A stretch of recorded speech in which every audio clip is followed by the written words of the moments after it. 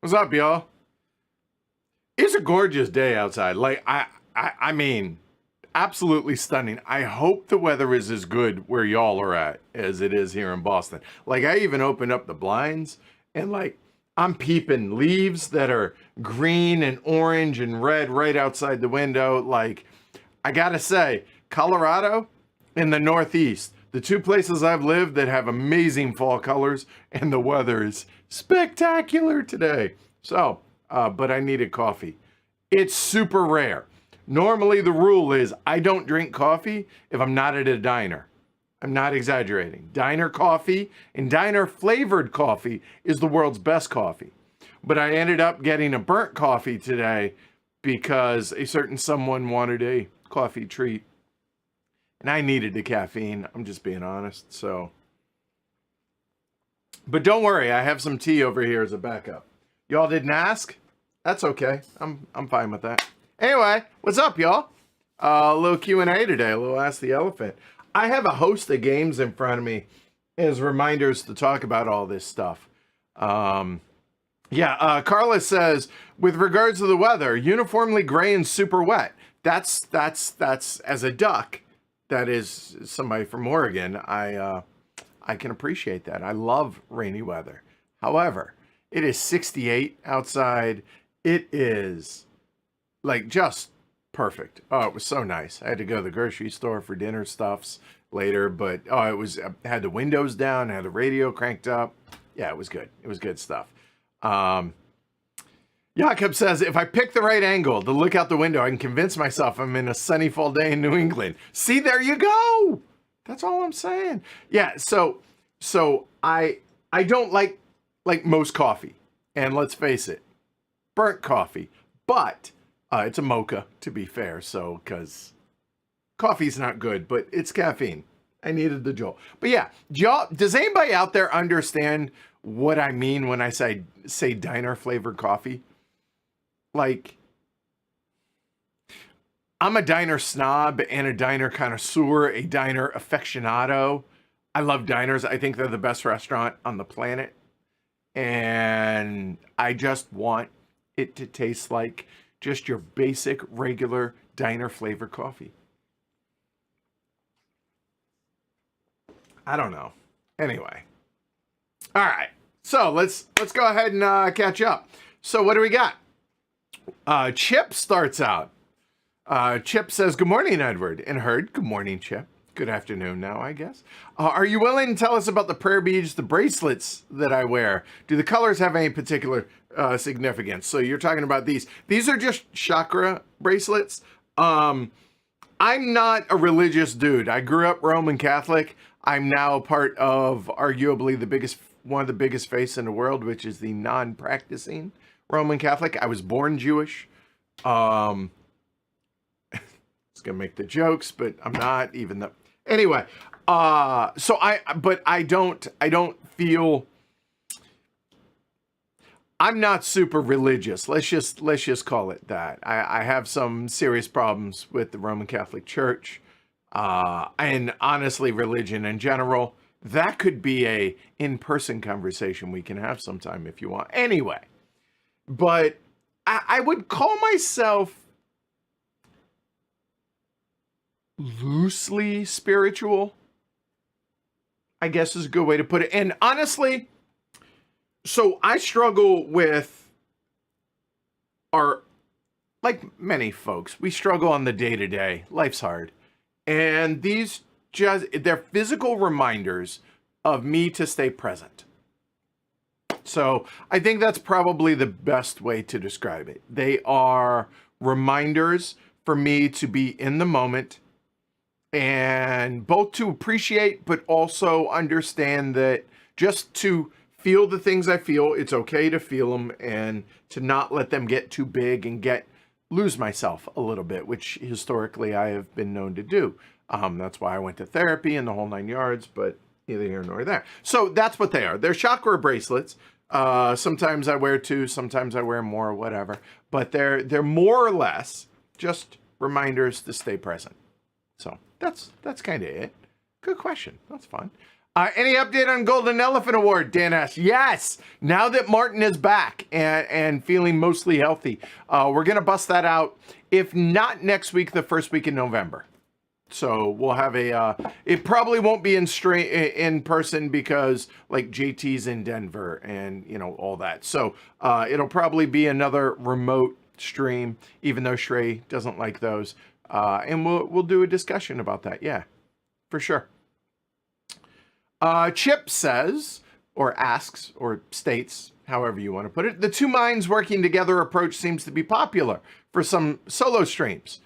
Y'all seem to be enjoying that, and honestly, they flow better because it's one thing when it's just one dude in the studio talking at you, and it's just some of the solo bots are a lot to run, some more than others. So yeah, I'm curious. Let me ask y'all: do you prefer the solo, like just me, or do you prefer the tag team solo? Is what we call it here.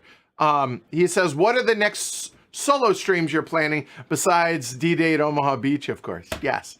It sounds like Kyle and I are talking about doing Final Girl next week in honor of Halloween. So Halloween is next Thursday. I'm not saying we're gonna do it on Thursday, but that. Now, Mike had mentioned maybe doing Cave Evil, not a solo, but just the Halloween stream. But anyway, so Final Girl is the next tag team solo that is on the docket for sure. Looking around, seeing if there's anything. There's Spirit Island. Maybe we do a tag team for that as well. And of course, D-Day at Omaha Beach. Jonathan asks, any spiel standouts so far? More of a uniformly excellent year. Now, I struggle trying to remember what we streamed last week, much less it's 2024. So I opened up BGG and I just put in 2024. I probably should put some sort of weight rating in here too. So let me do that. Give me 1 second. We'll go 2.5 to 5.0. So spiel standouts. I have played Rasafa. I have played Stress Botics.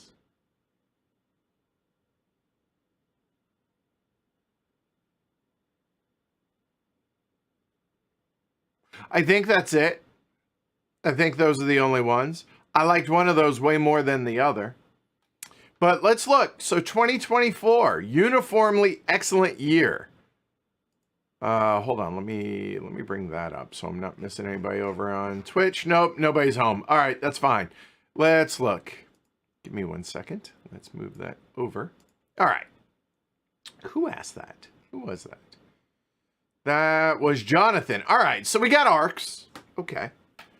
Dune, War for Arrakis, haven't played it. Slay the Spire, haven't played it. Inventions, okay. Andromeda's Edge just released, and by just released, I mean this year. Endeavor, Deep Sea, Windmill Valley.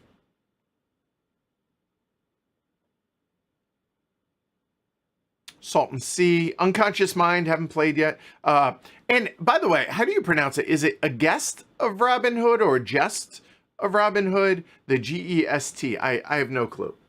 But that, SETI just released, obviously, at SM Pompero. Sancore. Vijayanagara. So, there, yeah, that looks... Now, to be fair, a lot of these I still haven't gotten to. Mednefer just released. Civolution just released. I got to remember that even though they're old games to me, they're just releasing for most folks. God, that sounds so entitled. I apologize. Just being straight, honest. El Burro, Galactic Renaissance. So yeah, I mean, pretty solid year. PAX Penning, not a PAX game. I digress. That bothers me. I don't know why it bothers me, but it really does. So, okay. My own tangents. It's my show. I can do this. What defines a PAX game to you? Let me start by asking that question. Have y'all answer that, and then I'll go on my little rant and see if y'all agree. All right. Yeah, the like I said, Spielbotics, Rasafa, which if you're a patron, you get to see Stressbotics tomorrow night. If you are a patron, you get to see La Patisserie Rococo tonight. We haven't tried this. We're busting this out tonight for patrons. Oh my God, this is just the base game. And the expansion. We haven't even looked in the box. Honestly, we pulled the shrink off. Haven't looked in the box yet because there's enough game in the base.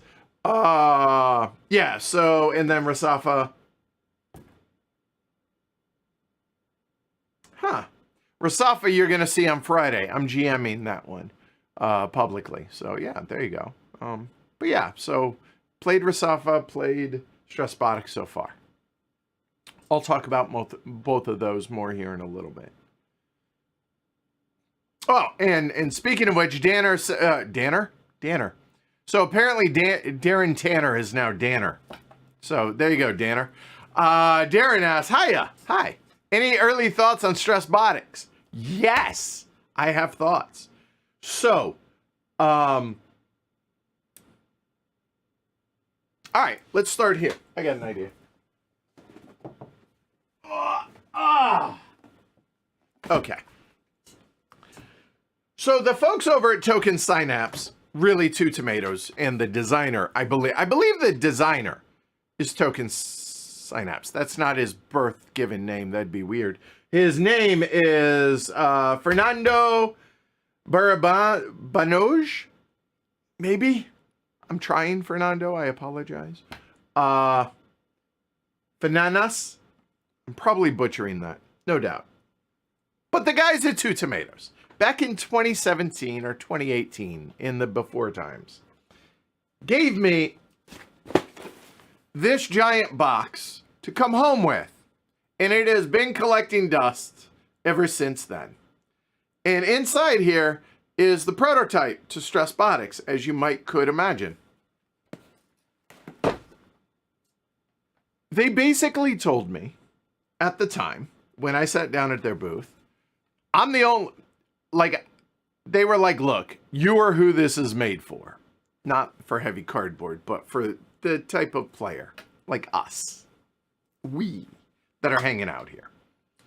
And so they wanted to work together on it. Well, that was 6, 7, 8 years ago, whatever it might be.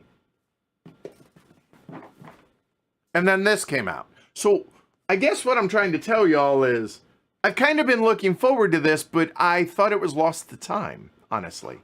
And I didn't know, it surprised me that it was coming out. And I was like, oh, and it is here. So I had Randall grab me a copy. Thanks, Randall.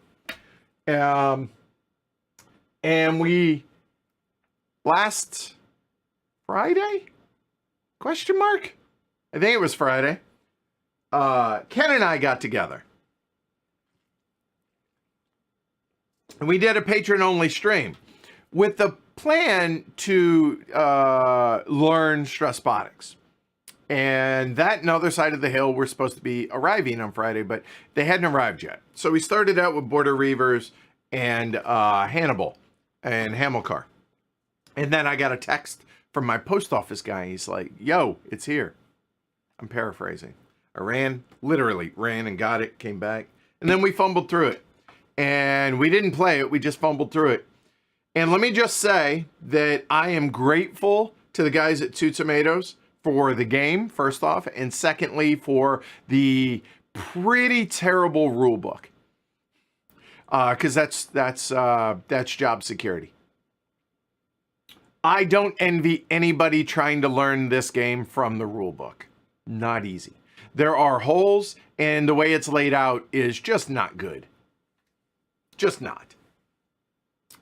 That said, we thought we were only going to have 4 for game day on Saturday, one of which was Dan and Martin the Elder, and those are 2 folks that I don't think Stressbotics is made for. So we weren't going to play it on Saturday. However, we ended up with 7 or 8. And so it was 7. Me, Ken, and Paul said, hey, let's go ahead and go through it and learn it. Asked Shrey if he wanted to, and he's like, y'all haven't gone through the rules. I'm like, what did we do yesterday? He's like, that wasn't rah. So we didn't want to incur the wrath of Shrey. So it was me, Paul, and Ken. And there are definitely holes in the rule books, in the rule tome, I should say. But we did make our way through the game. It took us 6 hours. Hear me. We had to teach Paul the game. And by we, I mean mostly Ken on this one. And then we had to fumble our way through things that we weren't sure about. So it took us 6 hours total to play a full game, 3-player game. Now, overall, the general consensus was both Ken and Paul want to order a copy. So that should tell you something. I was super excited to learn it on Friday, and then we got through the rule book, or we're getting through the rule book, and my interest started to wane, and I was pretty frustrated for y'all that saw it, the patrons that saw that. I was getting pretty frustrated with it, and I was a little bit dismayed at the rule book. And it's funny, let me back up a little. When I picked up the game at the post office, as I was walking back from the post office back to the studio on Friday, I was like, man, I had heard that they took a lot of the game out of this and turned it into the expansion to be able to make the base game more approachable. So I'm thinking on my way back, walking here, I was like, man, this is going to be one of those games we're going to regret not including Odyssey, which is the expansion, right away. By the end of the stream Friday, my brain was full, and I was like, how the hell are we even going to get through the base game, much less the expansion? Ha ha ha. I was wrong.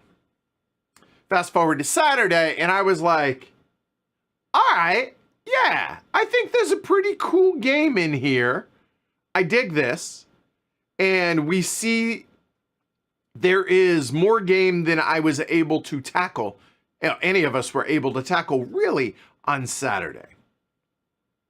Okay, yeah, let's go ahead and do a patron-only stream this week, see how that goes, and then maybe we do a public stream the following week. Still haven't touched the Odyssey box. I was wrong about there's a lot of game in that box. It is a big boy game. That is a legitimate heavy euro. That is heavier euro as you're going to come across that you're going to enjoy, I think is a good way to put it. So rulebook notwithstanding, rulebook is just not great. The player aid has aspects that are good, not laid out well. Don't like it. However, the game itself, pretty damn cool. Pretty good. But it required some work to get there, for sure. So it took us 10 hours, I would say, between the first going through the rules and then the second time kind of re-going through the rules and playing a first. That's not going to be the case. For Wednesday, when we stream this for the patrons, my guess is it's going to be a 4.5 hour stream, including me doing a full teach an hour before everybody gets here. Now, the teach for the patrons is going to be really rough because I haven't practiced a teach on this in the whole 9 yards. It's the first time I'm teaching it. All the normal caveats that the patrons understand how that works. But yeah, really, really dug it. And it's a cool little theme. It's weird that so it is not a sponsored stream, so we can do with it as we wish, is the way I see it. So for those that are well versed in Transformer lore, we are apparently the Decepticons going and mining resources at this planet, and the Autobots are coming in and trying to keep us from bleeding the planet dry. So we're the bad guys in the game. But you're little neurotic little robots is what it is. Stress is bad, and everything stresses you out. It is an adorable theme when you look at it that way. And yeah, you got to kind of come at it from a whimsical little aspect, even though it's a heavy euro, I think. Now, I will say Fernando's going to join us for the patron-only stream, mostly to make sure that we get the rules right, but also He'll be able to explain the theme and how he came about that. I think that'll be interesting. Then when we do it public, I'm sure he'll be a part of that as well. So, yeah, there you go. So Stressbotics. Where did I miss? Oh, I totally missed one, Reptar. I'm sorry. I'll come back to that. So that's my early thoughts on Stressbotics. Really damn hard to learn it. Y'all are going to be grateful that I'm teaching it. And I think it's a pretty cool game. And I think Ken and Paul both, which I find really interesting. Ken likes unique stuff, right? He likes heavy stuff. He likes lighter stuff. He likes unique stuff, as do I. Paul, I would argue, doesn't tend to go as heavy. As a general rule, there are exceptions. As a general rule, Paul is not the, I want the crunchiest of the crunchy. I would argue that would be more me, Ken, Shrey, Kyle, James, Greg, not who I think of as, like, I don't think of Paul in that same, whereas I think, like, Twa, like, that is the wheelhouse that I see Paul living in. And again, this is me as trying to match the players up with the games. But he thought the theme was, he was like, yeah, I'll give it a try. And it was on a game day and whatever, no big deal. And he thoroughly loved it. So I think that's really cool that you have somebody that isn't always is into the deep, deep end as like a me and Ken, and he thoroughly enjoyed it as well. Which that to me bodes well for the general acceptance of the game. It's not going to be a super successful game. Why? It's too heavy for most mainstream, and the rulebook is not great. So those two things are going to cause it to not be a huge success or anything like that. But for those that delve into it, I think they're really going to enjoy it with all the normal caveats. Okay, my phone's blowing up. A moment. Okay, hold on.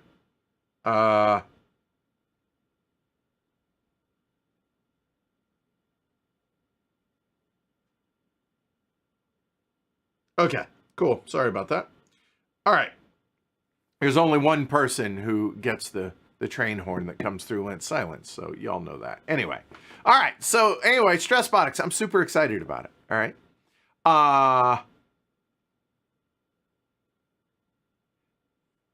Neil B. Has Martin left? What do you mean?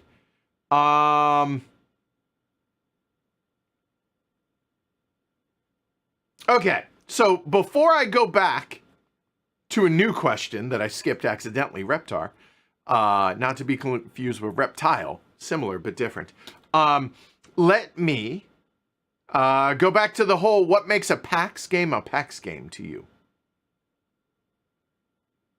Let me look at this.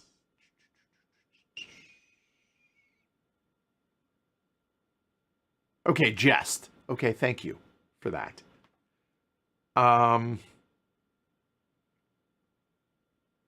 I am scanning. PAX games require for me a moving card market and a variety of win conditions. Okay. Opaque bidding, a market, player dynamic, multi-win condition. That's the best parts of all PAX. Okay. Jakob says PAX, historical context, which the game adheres to pretty closely.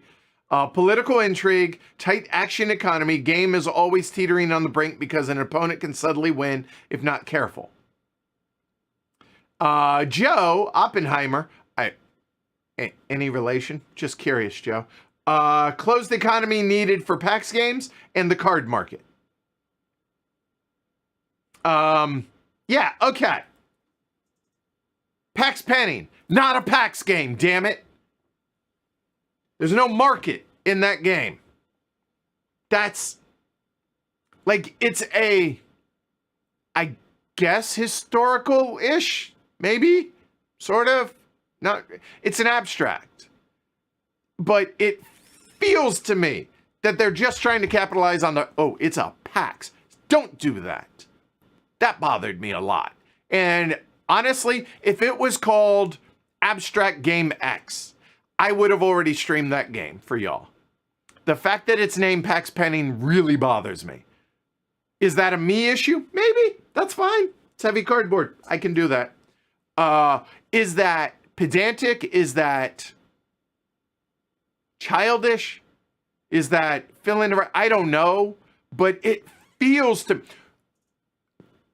The designer can call it whatever they want. The publisher, designer, same in this case.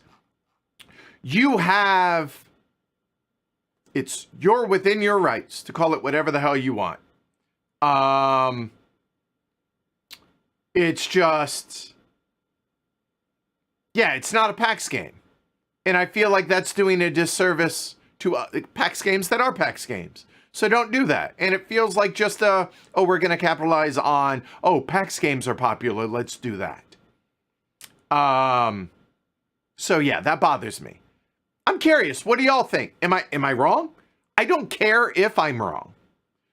But if you feel differently, I would like to hear the argument against it. Because that really stuck in my craw. Really bothers me. A lot, as you can tell. So, even though I kind of enjoyed the game of it, and Kyle has a copy, like, it was cool, it really bothered me. And y'all know, like, okay, all joking aside, I bounced hard off of Cascadero, the Reiner Knizia game. I really dislike that game. Still gonna stream it. Lorenzo Il Magnifico. Couldn't stand the game the first time I played it. Still going to stream it now that we've come back to it. So just because Edward doesn't like a game doesn't mean we don't stream it. But that bothered me, and I don't want to highlight that. So that really... that really bothered me a lot, as you can see. So anyway, if you guys can make a case to get me around to me feeling differently, then I'll maybe I'll reconsider. I'm not so closed off in my ways that I won't, but that really bugged me. Maybe I'm being an idiot and it's something else that I'm not seeing. But anyway. Okay. All right. Got that off my chest. That's been brewing for a couple of months, apparently. I didn't realize that. Let me circle back now to Reptar's question. Hi, Reptar. Will you be streaming more RGG Cube Rails, Colorado Midlands, perhaps? Oh, yes. Before Martin... By the way, okay, so what was it? It was Nelby? I'm not sure. No. Martin went on vacation. He's back. All good. Right before he went on another trip, I think this might have been a work trip. I don't know, whatever. We were going to do a week of Cube Rails, basically Rio Grande games. So that got postponed till November. So that's going to happen this month. If not a full week, we're going to do like 3 days of it. So we're going to do a lot of Cube Rails stuff. So absolutely, Reptar, for sure. That's happening. Looking forward to that. Danon, I've already answered his question. All right, Bao Li. I think that's how I pronounce it. I apologize. Bao Li. I'm not sure. Bao. Hi, everyone. Hi. Edward, I noticed you have a copy of The Other Side of the Hill. When will we have a stream of the game? And is there any plan for a revisit for Age of Rail South Africa? So, the fact that you said a revisit of Age of Rail South Africa, I'm going to ask the dumb question. I assume we streamed that. Again, I can't remember what we streamed last week. So, have we streamed it? And do y'all want, is there want for us, if we have streamed it, to revisit it? Question mark? Help me out. Or have we not streamed it and we need to? We've done like 1,200 streams. So bear with me that I can't remember everyone. I apologize. But yeah, I struggle with that. So there. And, this. All right. So we're going to have a little conversation about this. I know we had a conversation on a patron-only stream about this on Friday, Ken and I. But we're gonna have another one about this one. I'm not going to hold this up the whole time. I'm just going to set it back down here. So, the other side of the hill. Okay, how do I go about discussing this one? Designed by Carlos Marquez. He's Spanish. Published by NAC Wargames. They are a Spanish publisher. Right. This is based on a book that was written, and this released at Essen, and this is one of the most intriguing games released at Essen, in my opinion. Am I saying it's the best? No, I haven't played it. Am I saying that So this is the most intriguing game to me released at Essen. Why? Okay.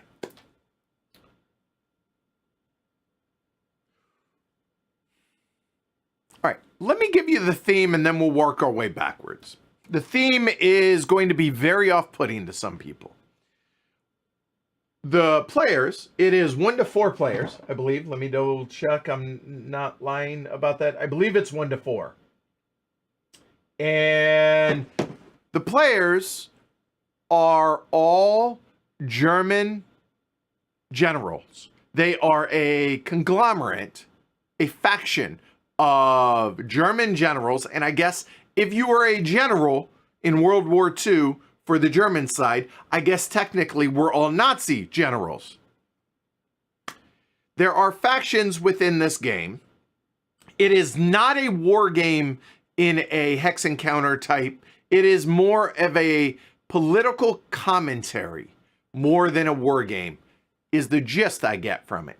All caveats here. Haven't played it, haven't read the rules yet. Apprehensive about it to some degree because of the theme. My big concern is the game, does it tackle the subject matter in a way that doesn't glorify the players or who the players represent, i.e. the Nazi generals? Let me get there's a term here, German high command. That's what I'm looking for. But also doesn't trivialize them basically being terrible human beings across the board. Okay. So I was like, wow, that's a hell of an intriguing title, which I understand. Some people are going to read that and straight up, nope, out. Totally fine. So during Essen, I'm here because I didn't go to Essen this year. Harold Buchanan, noted wargame designer, retweeted something that showed up on my Twitter feed.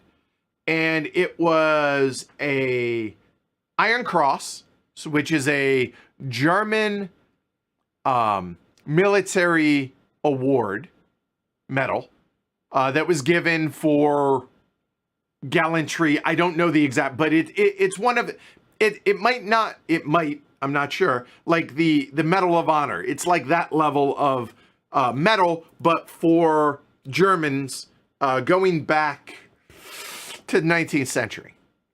They were giving away Iron Crosses with NAC Wargames on them as like promotional material for Other Side of the Hill.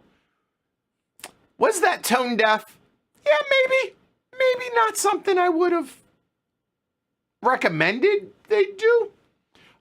It wasn't like they were handing out swastikas. So there's that.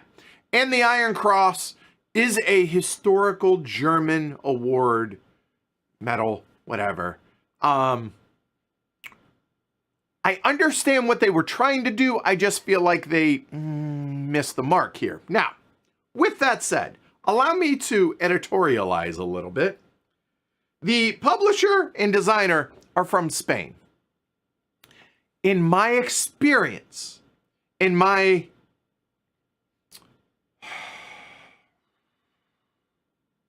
read on the situation is it feels like some Spanish and Italian publishers and designers feel like they haven't quite gotten to current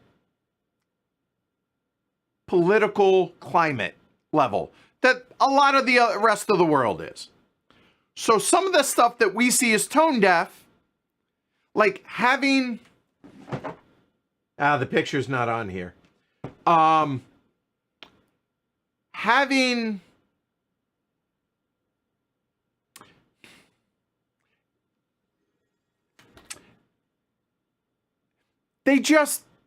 they're a few years behind. I'm not excusing it. I'm just saying that I've noticed this trend. And it feels like that's kind of the deal here, as far as the giving away the award, the handing that out, the Iron Cross stuff. Just a little tone deaf, little kind of missed the mark there. That said, Harold Buchanan was like, wow, this is really not okay. Now, if this were the 80s, people wouldn't have had a problem with it. If it were the 90s, they probably wouldn't have had a problem with it as much. I don't think. I mean, slapping Rommel's face on the cover of a game box, that was okay back then. Having a lot of, like, for the World War II themed games, it just was much more acceptable before. Justifying? No. Just, this is a fact. Now, not okay. So therefore, I feel like they're just behind on that. Not making excuses, just stating my opinion on this, and this is why. Now, with that said, I was worried about this game and how it's going to handle the subject matter. Because playing as Nazis, maybe a little too soon. But then again, World War II games, a lot of, there are more than I could possibly count out there. So my concern was, I was nervous. I still am to a little degree, but much less than I was because, and if there are any of the mods, I am looking, I don't see any of the mods here today. So let me go find that. Volko Ruhnke, noted and respected wargame designer, historian, Zenobia Award judge, like very well respected within the board game community as a whole, the historical gaming community as a whole, and just I feel like someone whose opinion I respect. He wrote up a article, essay, not really a review, of the game, of the other side of the hill. Sorry, I'm trying to find it there, and I'm going to actually post it here in chat for everybody. There you go. That's it. Don't read it right now. It'll take you a little bit if you're a slow reader like me. But I was concerned about that game. I read up Volko's write-up, and that put so much of my concern to rest. That it is being handled in a mature way that I'm envisioning the game I want to be handled in that way. That was a weird way to word that, but so I am really excited to play the game. Ken and I, so when Randall told me he was going to be able to pick up the copy for me, I was really excited about it. And so I posted in our local Slack in how we organize games. There are times where I, in so many words, tell the gaming group here that you see on the channel, I need you all to step up and stream this game. Look, are you necessarily going to enjoy the game? Is it a great game? No, but we need to stream it for reason X, Y, or Z. Suck it up, Buttercup. I need somebody. I need people. And they do. And they're awesome about that. I am so grateful. This game, however, is not that game. This game, because of the subject matter, even though a lot of the folks in the game group are like theme schmeme, Ken and I had a discussion about this, and I think Ken's okay for me paraphrasing basically what he said is he has no problem with the game existing. He has no problem with people that want to play the game. He is concerned about the headspace that the game will put him in, so therefore he doesn't want to play the game, but he has no problem in general with the game. Again, none of us have played it yet. And I was like, you know what? That's a totally fair... And that's why I'm asking, is there anybody out there that actually wants to play this game with me? And it sounds like it's going to be me, John, James, and either Jeff or Joe Rashan to play this game and learn it. Now, we kind of poked through it a little bit on stream, but we didn't do anything else. And so I wanted to do an unboxing of this, so I'm probably going to do that next week. And then we're going to play the game off camera to make sure that I'm comfortable that the game is handled the way I want it to be handled. If it is, then we may do a patron-only stream, and then we'll do a public stream of it. The reason I want to do an off-camera stream completely, or not stream, but an off-camera game, is if the game is not handled the way I feel it should be, I don't want to promote that on my channel. I have much lower concern for that after reading what Volko wrote about the game. However, Volko is not Edward, even though I absolutely respect his opinion and his thoughts. And it certainly has put a lot of my fears to rest about it. Or if not to rest, at least lowered them. I would like to experience it myself first to make sure that I feel comfortable with it being on my channel because of the subject matter. So that's kind of the plan for Other Side of the Hill.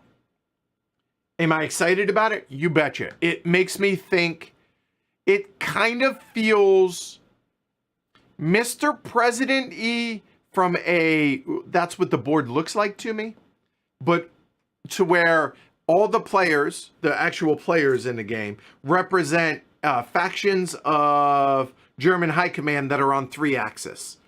And yeah, so I'm very curious to see how this is tackled, and is it a good game?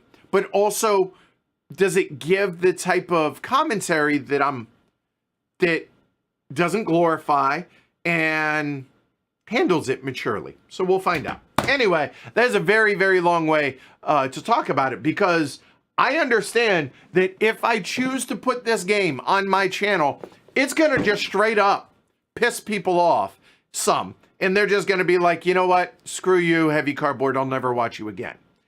I think that's a short-sighted way of thinking about it. But if you've been familiar with politics here in the U.S. in 2024, that's not altogether unexpected. But I think anybody that is watching this channel, whether it be now or over the course of some number of years, you know the level of care and thought and consideration that goes into these things. And hopefully, even if you disagree with me or someone else and our opinions on here, you can at least respect where we're coming from and the amount of care and thought and consideration that went into that. And we may differ on opinion, but we can still get together and game, and we can have conversations and not just scream at each other, because that ain't good for anybody. So hopefully, I hope that's the majority of y'all. I mean, I'll be honest, I feel the overwhelming majority of y'all that are a part of this community and that watch this channel kind of live in that world, regardless of where you fall on specific things like this, right? So, yeah. Okay. Anyway, enough about that. So all of that said, I need to back up. Okay. Right. The good news is those were the 2 big games that I wanted to talk about, and we got that out, so we should be able to cruise through the rest of these. Thanks for indulging me on this. Anyway. Whew. Chip, any updates on the next Oath stream? Just being realistic on this. So we are at the whims, or we're at the mercy. There you go. We are at the mercy of Kyle's rugby schedule. We are in rugby season for Kyle. 30-year-old. Eventually, he's going to get too old to want to do this, and his body's just going to get too beaten up. But we're not there yet. So therefore, we have to abide by Kyle's rugby. I'm just giving him a hard time. Kyle is awesome. He makes time available as he can. So because Kyle's going to be an integral part of both Oath as well as, ARCs. The good news is they have 2 matches left and then the playoffs. So December, maybe? Yeah. So that's my guess. All right. Peter, is his Civolution. Oh, excuse me. I got the hiccups now. That is unfortunate. Boo! Nah, didn't work. Tried to scare myself. Peter, is Civolution. Really?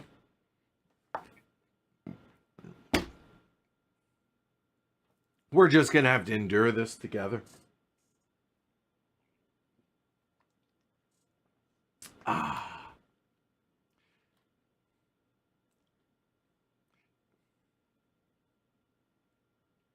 Is Civolution really that good? You need to make that determination. Like, I don't know if you think it is or not. All right. Thoughts. I've played the game a lot. And for a lot, I mean more than half a dozen times.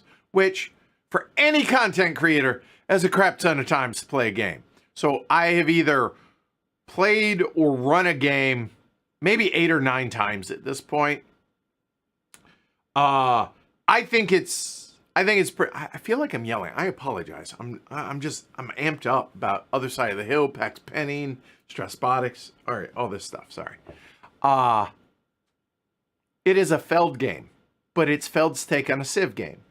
Do I like Civolution more than I like Through the Ages? No. Through the Ages is the best civilization game of all time. Is Civolution's that? No. Is Civolution's a game that I really enjoy? Yes. Is it really that good? I don't know. I mean, we've done a ton of streams on it. Watch it. Y'all watch the stream so you can get a feel for it. Make your own determination. Is it that good? I don't know. Like, that's like somebody asking me, is a game worth it, or is it worth X amount of dollars? Again, we do less reviewing. I feel like our roundtables clearly are reviews, right? Clearly. I don't, like, Rado says, oh, don't take stock in my final thoughts. I agree with him in that regard. Like, our roundtables are, I think, helpful, but really, you should be the one making your own determination after you watch the teach and playthroughs, right? But it's impossible for me to say if a game is worth X to you. So again, is it really that good? We've done a ton of streams. I played the game a bunch. Yes, we did paid streams for it, but you've also heard my thoughts. You've seen, and I really do enjoy the game, but I just played Through the Ages last night. I would rather play Through the Ages. But again, Through the Ages, Civolution isn't trying to be Through the Ages, right? They're just different. And the tech tree, I think, is fantastic in Civolution. So it's a really good game. I really enjoy it, yes. In fact, I like Feld's 2 big games recently, Marrakesh and Civolution. I like them. I don't like a lot that came between Castles of Burgundy and Marrakesh. So take that as a grain of salt. Or take that, not with a grain, but take that as that's what I like. That's where my tastes lie, and you judge accordingly. Chip, I assume there's another ARCS campaign on the docket. So there you go. Again, I'm putting that on Kyle. 100%. He knows that, though. So he's good with that. Carla, question, answer. How do you separate playing and reviewing games from leisure play and not burning out on gaming? No such thing. I don't. It's impossible.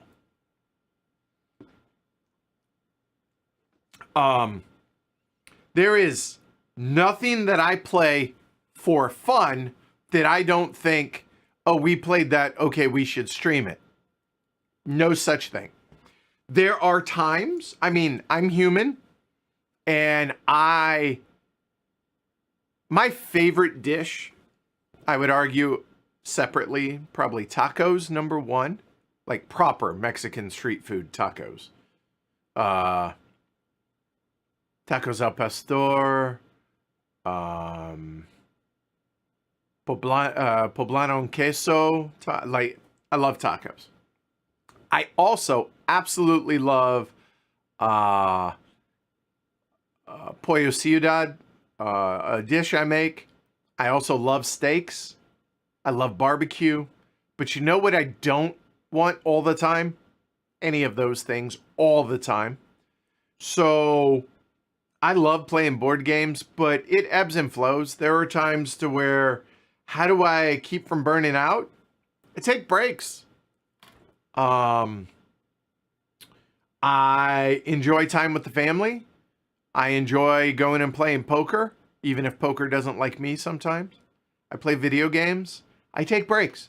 There are times to where we'll go 3 or 4 days, 5 days without a stream. That's okay. Because I need to be able to do this for the long term. And so that's how I keep myself from burning out. But if we play a game, for instance, we played Stressbotics on our game day. Clearly, that was with the intent that we're going to stream this at some point, obviously. We played Rasafa recently. Oh, we're going to stream that. There is just nothing. Even if it's an older game. Oh, we busted out Through the Ages, a couple months ago, and I was like, oh, we need to get that back to the table. So, yes, that might have been off stream, but we did so. Anything that I play is probably with an eye towards streaming it. Because why am I going to waste my time gaming if I'm not going to stream it?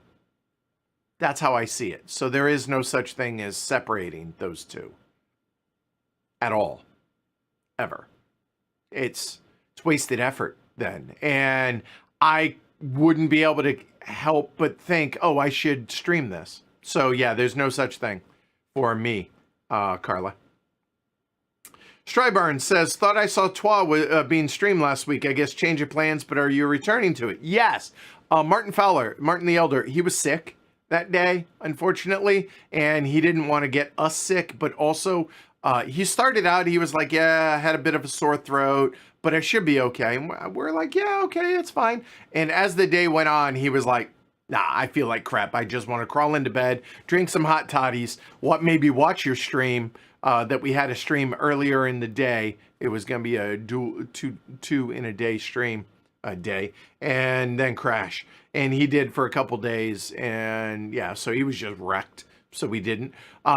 We were going to stream it this week, but every week people's availability changes, and trying to make use of everybody who's available and trying to fit them in on the right days.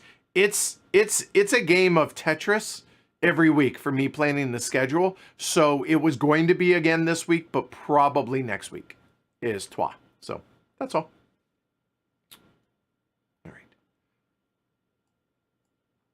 All right. Now I have finally caught up to the very beginning of chat on this. So allow me. Edgar Anino 87 asks, so we're going to just call that Edgar. Hi, Edgar. Question. Y'all, I appreciate that you put that in there, but you realize that I just read it all and I'm going to ask the question, right? It's super rare that I don't ask a question. Is there any plans for more Terraforming Mars content, such as the Automa or new Prelude? Well, I mean, I do have a couple of folks that are arguably the biggest Terraforming Mars fans on the planet in our group, in Jeff and Scott. We could. I don't know that there's demand outside of Edgar asking for it, but I guarantee I can make it happen. I just don't know that people want to see it. So raise your hand, other than Edgar, if you want to see it. And if so, we can do that. I don't like the game, but playing with their tricked out copies, making it more of a toy, I'm willing to do that. Sure. Adam says, can't stand coffee. Thankfully, most coffee shops also have matcha these days. You would think that somebody who loves tea as much as I do would enjoy matcha. Nope. But I'm glad you get to enjoy that, Adam. Jakob, about to travel to Thailand. Bro, I've been there. Wonderful. Oh, it's fantastic. Quick Thailand story. Single best meal I ever had in my life. Stir-fried morning glory and black bean sauce. And it was the hottest thing I've ever eaten, but I couldn't stop eating it. It was so good.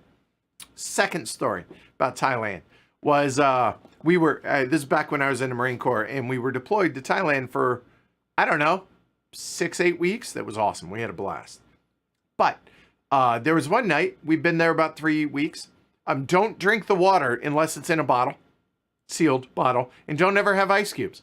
But it's about 3 weeks into our trip, and I got tired of drinking warm Coke, like with meals or whatever. And I was like, they were like, do you want ice? And finally I was like, yeah, I'll take some. No. Wrecked me for days. Wrecked my system. Bad idea. Don't do that.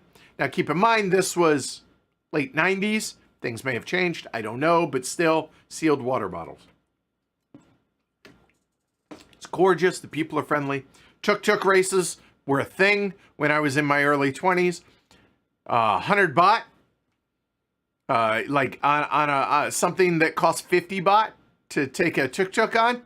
Me and my friends, me and my boys, we would each take individual tuk-tuks and say whoever gets there first gets 100 baht. Not safe.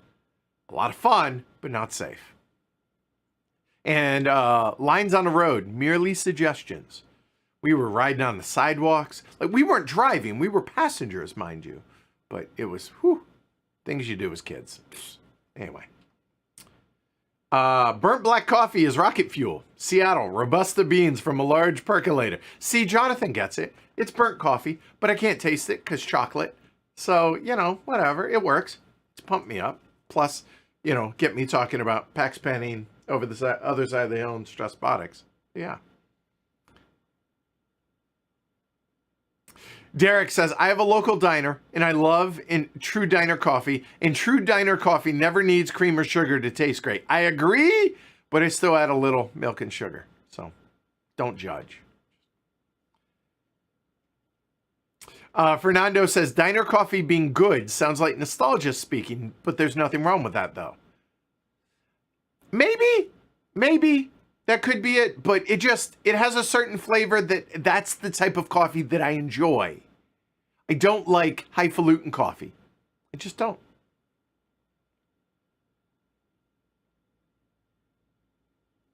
Zivko says, I'm sure if there's an Italian in chat, they are now shaking in horror about my coffee remarks.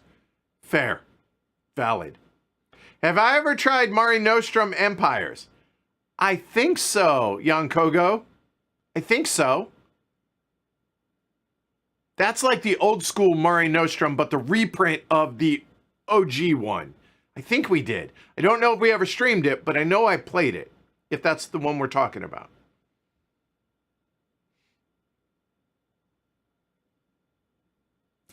Jonathan, how did I get from being born Jewish to Roman Catholic? So Jewish on my biological father's side. He was a horrible human being. I wanted nothing to do with him.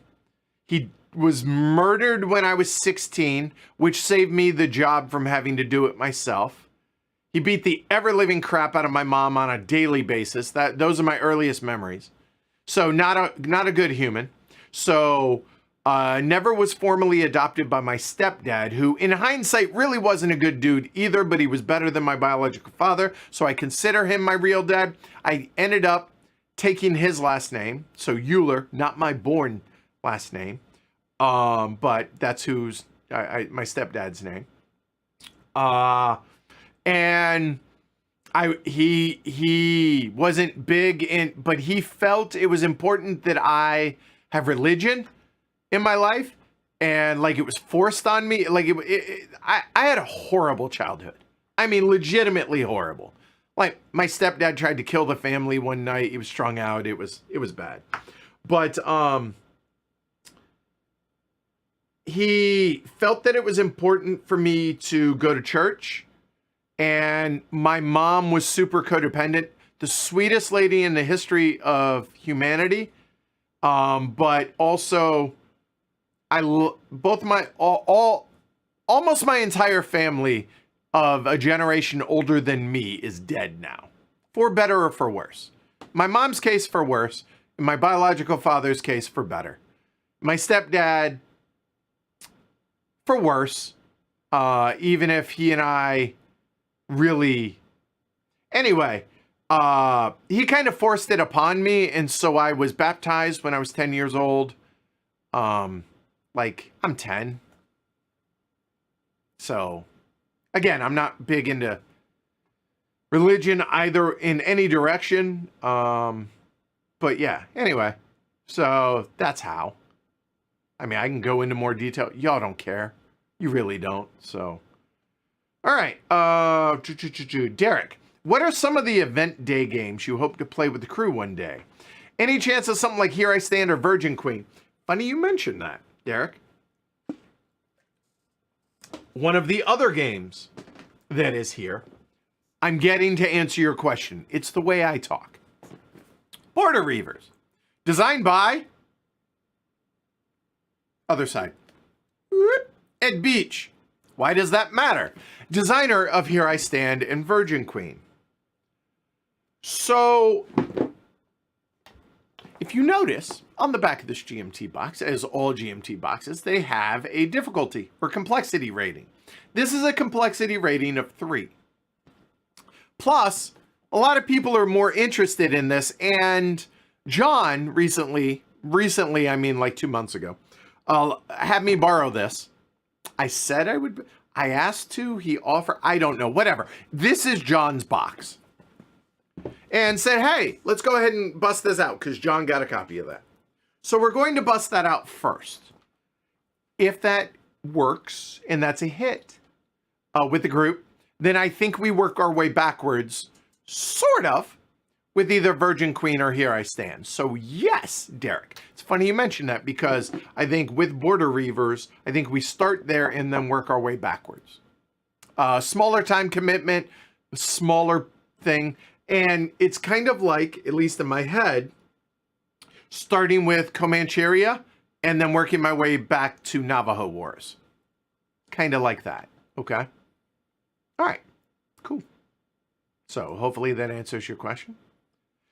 Gary, do you know when HeavyCon tickets will be on sale? When we figure out a theme. My guess is this side of mid-November. Gary. Okay. Carla, Versailles 1919 stream, please. Not technically a question, I know. That's okay. Requests are entitled. Yeah, so my relationship with GMT is complex right now, so I'm hoping to soon. So, me too, Carla. I really, really want to get that game played. A lot.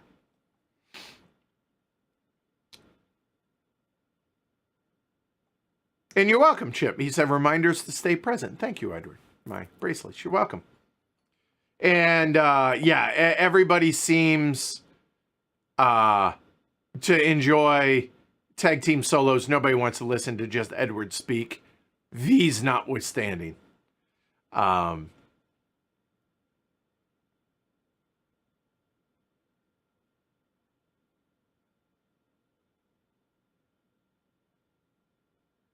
Carla says, I've started to think of solos as 2-player co-ops.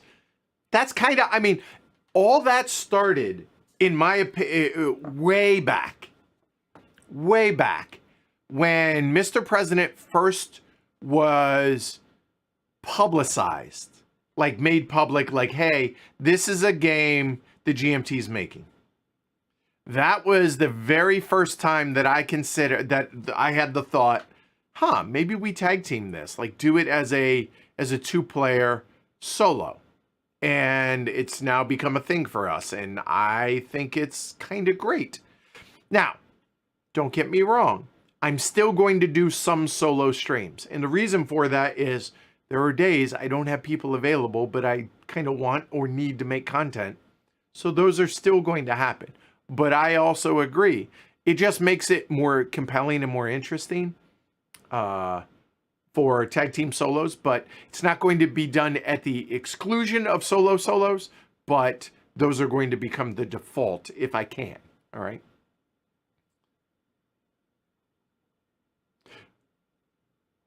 And Jakob says, solo, I think the out loud thinking is better than during tag teams. It feels more natural when you're talking to someone in the room than when you're just talking to the camera. That's fair. Chip says, very excited for Final Girl as a tag team solo. Spirit Island 2, I do like that game. Paul has reminded me I have his entire wall of Spirit Island stuff, and I need to get to that. So, yes. All right. Is it Basshead 417 or Basehead? We're going to go with Basehead. Like I'm thinking like, oh God, Munchies for Your Bass. Like old school, late 80s, early 90s Basehead. Tell me that's what it is. Or are you like Billy Smallmouth Bass, like on the wall, like Basshead? I'm going with Basehead. Anyway, Basehead says, have you played 21 Moon? I have not yet. Alyssa? Just saying. Everyone's reminding me or telling me it's jest of Robin Hood. What does that word mean? I don't know. Again, Big Dumb Marine, right? So. Oh, John says I should be getting Unconscious Mind soon. So apparently we're going to be streaming that at some point too. All right, cool. Good to know, John.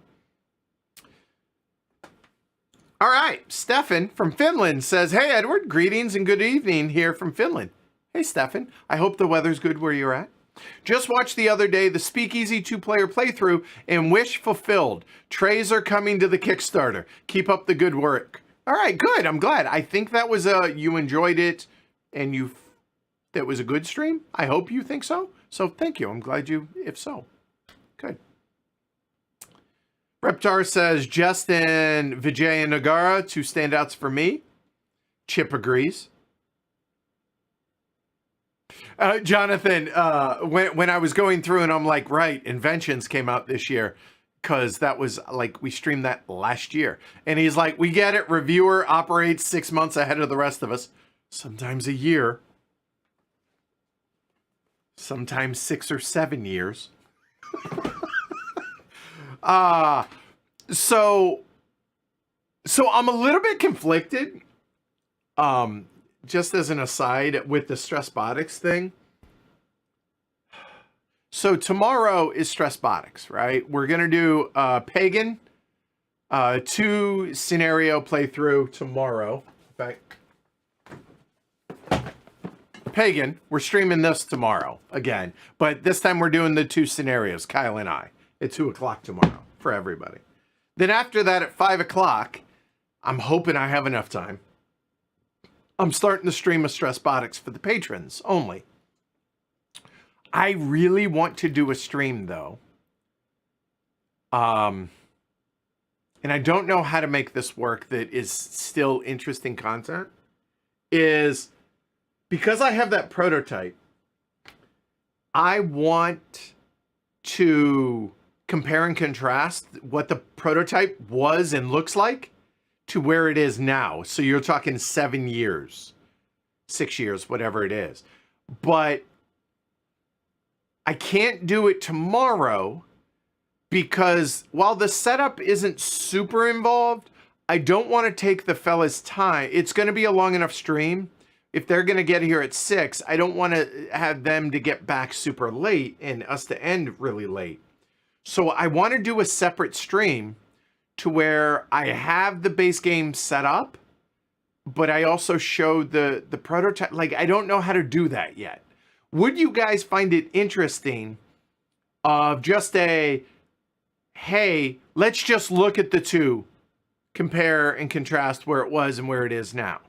Does that make sense? Like just a stream of me like this, but we're just comparing the 2, looking at the component type stuff. Is that even a thing that you guys care about? So anyway, tell me, because I mean, I have that monster box of stuff. I kind of want to show that off to y'all. And I want to be able to directly compare and contrast, looking at the base game, look at the expansion, looking at everything that's in the box, and seeing how it looks different and what's changed, what stayed the same, that type of stuff. So anyway, let me know. Anyway. Commander, by the way, for those of y'all that are on Twitch that don't know, yes, if I'm live, then there's time for questions. I always answer y'all's question unless something comes up and I need to bug out of here early, which I don't have a stream to do until 7 o'clock tonight for the patrons. And those are way more informal. So I'm less worried. Now, I do gotta make dinner for the kids, making Skyline chili from scratch for the kids, making 3 ways, maybe 5 ways, actually. Making 5 ways for the kids tonight. Anyway, so I have a hard stop at 4 o'clock today. It's 1:19. I think we're okay. Anyway. Yes. All right, then we got to the PAX stuff. We've already talked about that.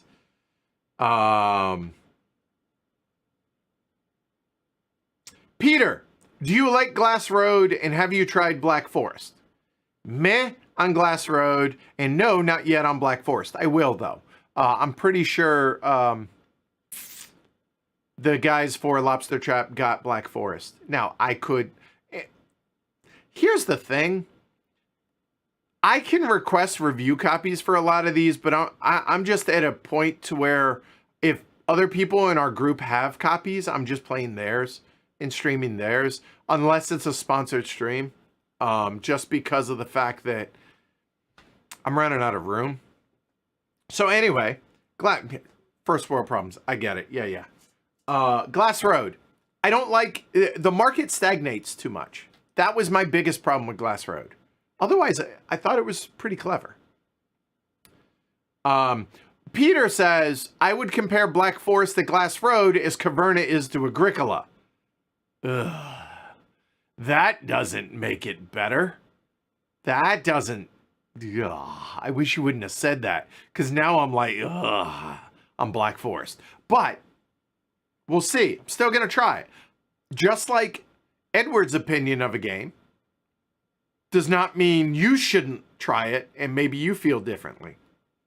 Like Peter, I'm still going to try it, but okay. It's put things in context now for me. And Peter says he's really interested in my thoughts on Stressbotics. Hopefully you heard all that. Joaquin says Stressbotics is great. Played it last weekend at 3 players. Cool.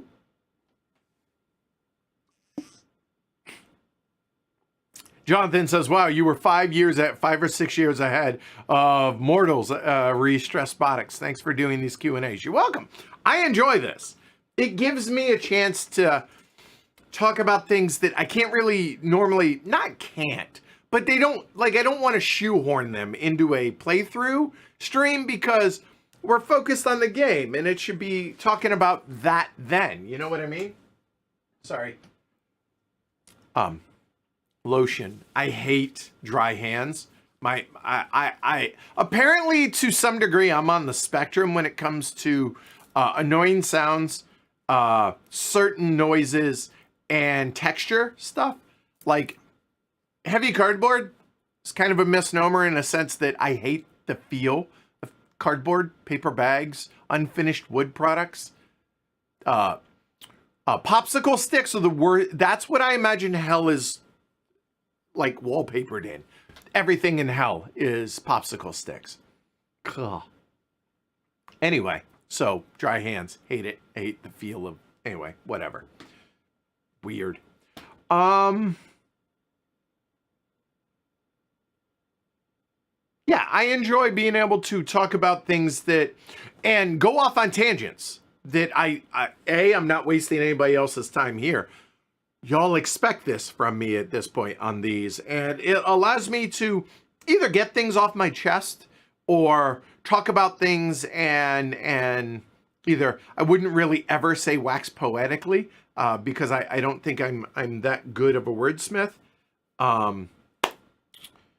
but it allows me to voice thoughts that I've been having about things, usually board game related. And your number one ranked Ducks. Oh, that feels good. Go Ducks. Okay. Hey, Peter, what's up?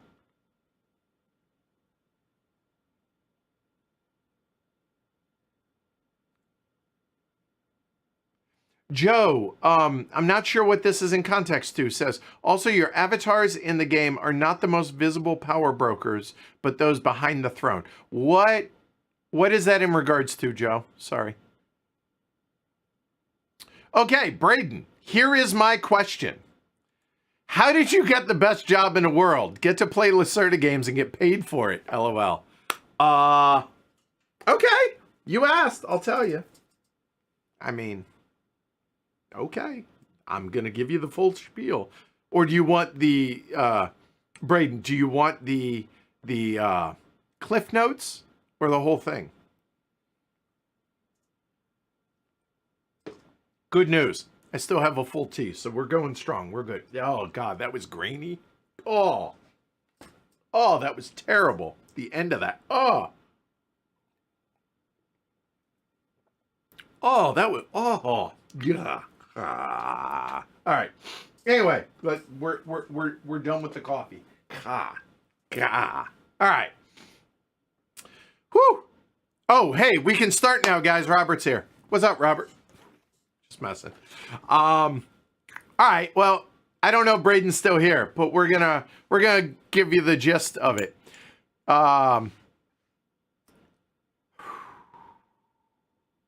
Okay. Yeah, I guess I gotta go way back. So, okay. Got out of the Marine Corps 3 days before 9/11. Couldn't get a job in aviation. I worked on F-18s when I was in the Marine Corps. After I couldn't get a job in aviation because 9/11 for about a year. So I waited tables at a casual fine dining restaurant and a business lunch area as well. So I worked at a couple of restaurants waiting tables. Grew up in the restaurant industry, whatever. And then got back into aviation at that point. Hated it. I'm good at it. It's what I was trained to do. I worked aviation for the better part of 20 years. Hated it. I hated mostly everything about it. The companies you work for treat you like crap. You are expendable. The dude bro culture of the military. Almost everybody who works in aviation is former military. And they're just a bunch of douche canoes as a general rule. Obviously, there are exceptions. Hated everybody I worked for. It was a good paycheck. I could make a decent living at working in aviation. But I've always played poker. Finally, back in 2008? 2009, somewhere around there. Quit my job because I realized I was making more money playing poker than I was in my day job, doing that part-time than my day job. And so I quit my job to go play poker for a living. Mostly online, played on full tilt. I was 16 tabling, 200 NL, 6 max. And then eventually playing rush poker on full tilt. Doing that full time, moved to Vegas, grinding out a living, and then playing live at the 510 at the Wynn. This is poker stuff. If you're familiar with that, that makes sense to you. If not, doesn't matter. 2011, April 15th, 2011, April 15th, Black Friday. The government shut down all the online poker sites. I had a decision to make at this point. I either leave the country to go play poker online for a living, continue, or I get back into the grind. And decided, at this point had moved with the ex to Denver, Colorado. And couldn't play poker anymore, so got back into aviation. While I was working aviation, I started listening. I got turned on to podcasts for the first time. This is 2000, fast forward to 2013. Heard about board games. Actually, no, back up. Beginning of 2013 or so, was walking in the mall at Cherry Hills Mall in Denver, Colorado, and stumbled on a board game store.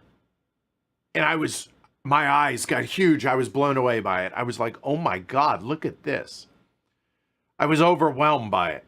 Stumbled on BGG soon thereafter because I started Googling, started looking all this stuff up, and realized, wow, me and my ex, again, just for context, this is Amanda, we weren't super outdoorsy folks and wanted to do something together that we could do during the winter.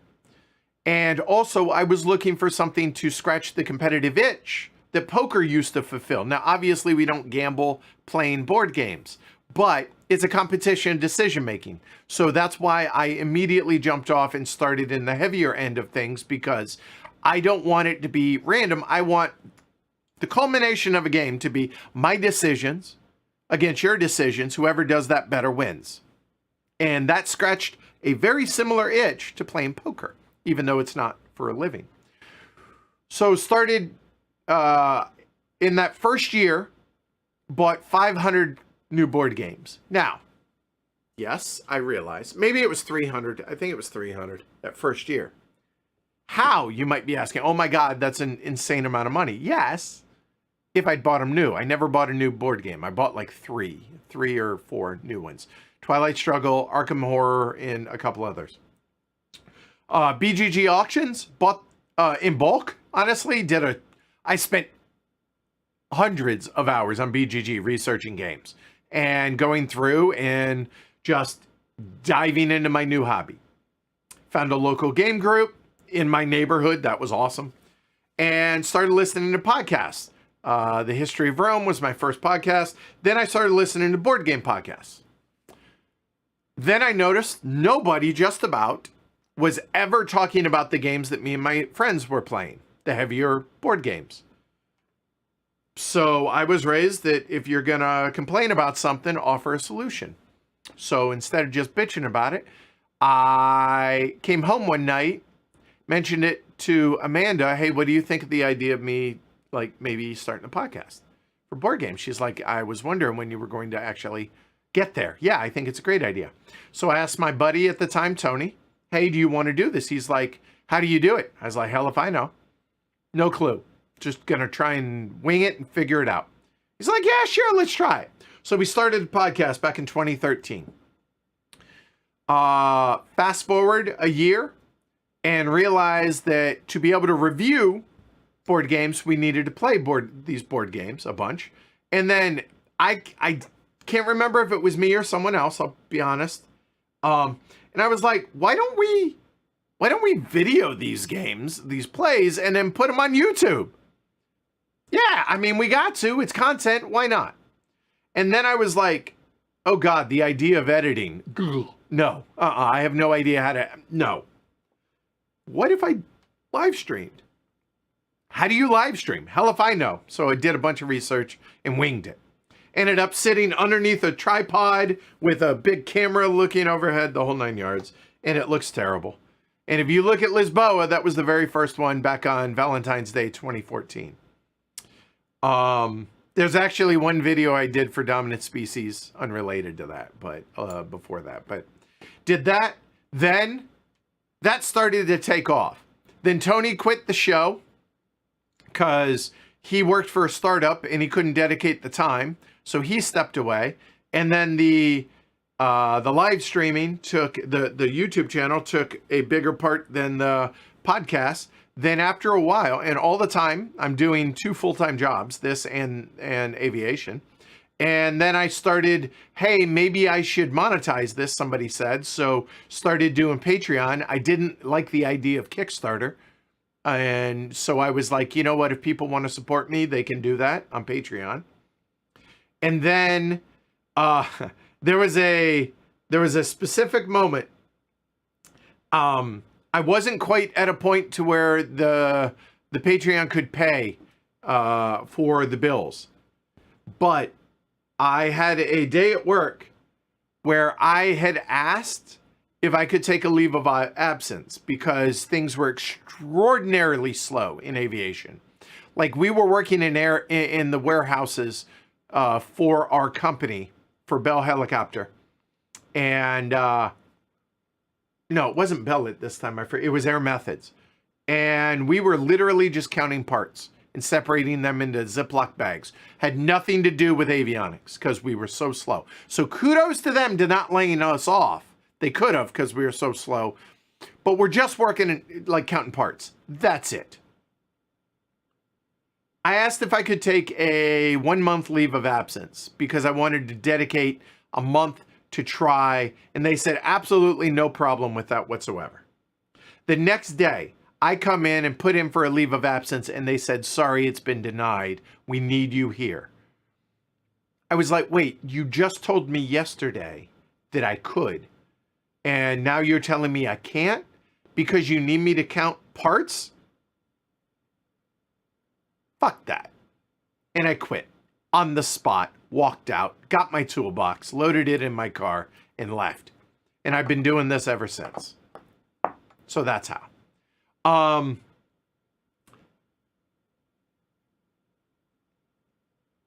This is arguably the hardest job I've ever done in my life.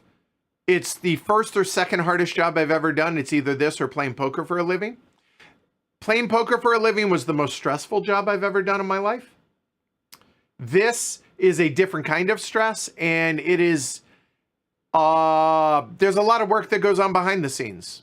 So it's a crap ton of work, a ton of stress, and a lot of fun. So I am lucky in that regard. So that was an extraordinarily long way of explaining it, but you asked, Braden. So there you go. All right. Hey, Rolf's here. What's up, Rolf? All right, cool. Rolf Sagel, designer of Wildcatters and Coffee Traders. Co-designer, sorry. Alan says, so if you know the game, how long would the teach take for Stressbotics? Tune in next week and you'll find out. We'll see what it ends up being at that point. My guess is about an hour. I don't know. Could be 35 minutes, could be an hour 20. Somewhere in that range. Yarrell or Gerald says, I just got here. What's this about? It's a Q&A about board games. Yo. Okay. Both Martins are still here. Martin the Younger is here. He just has life stuff going on, Martin the Younger, and he is available. He wasn't available this week. It's just fitting everybody in and making everybody's schedule work, and again, matching the players to the games. So that's all. What are my thoughts about Barrage? My thoughts about Barrage are I would have to play it again. I haven't played it since it released, so I don't know. It's been too long. Any chance you may stream a new playthrough of it? Yes, Alan. That is certainly a thing that likely will happen. When will be the next Golden Elephant? Well, we will, as I mentioned, next week or the week following, we're going to do a 2023 of it. And then 2024, that'll be announced at HeavyCon, which is in Memorial Day weekend, late May 2025 for 2024. So hopefully we can play most of the games that might be in the running for that. Kav, the rule book's rough around the edges. No, the rule book sucks for Stressbotics, but it's a good game, and that's job security for me, Cove.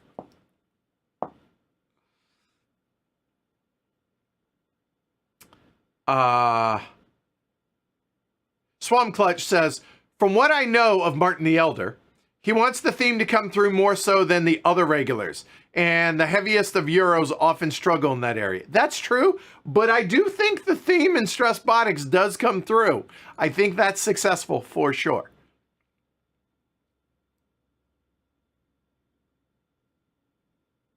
New Root expansion is out today. I don't know that I know you haven't done much in the past with Root expansions.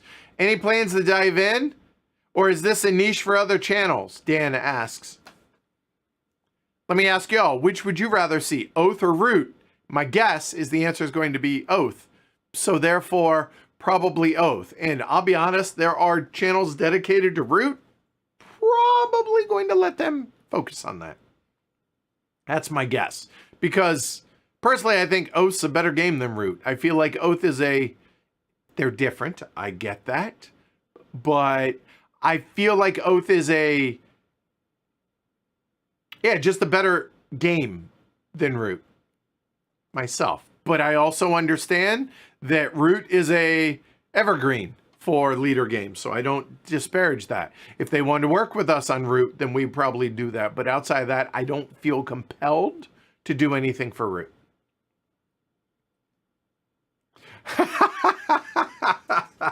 Joe Oppenheimer says, no relation. Thanks to the film, everyone can spell my name now, though. That's awesome.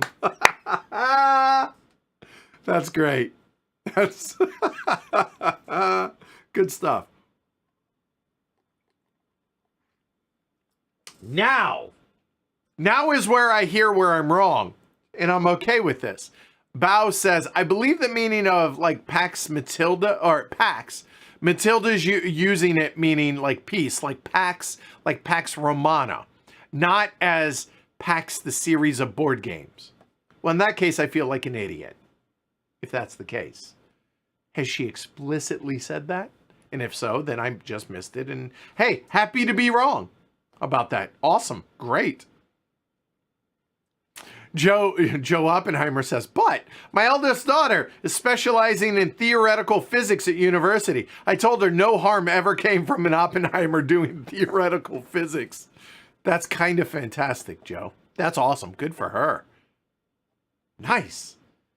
Nice. All right. And Chip also says the same thing that Bao said, that Matilda meant Pax and Pax Romana, Pax Porfiriana, which historical eras. She should have named it Peace Penning. Okay.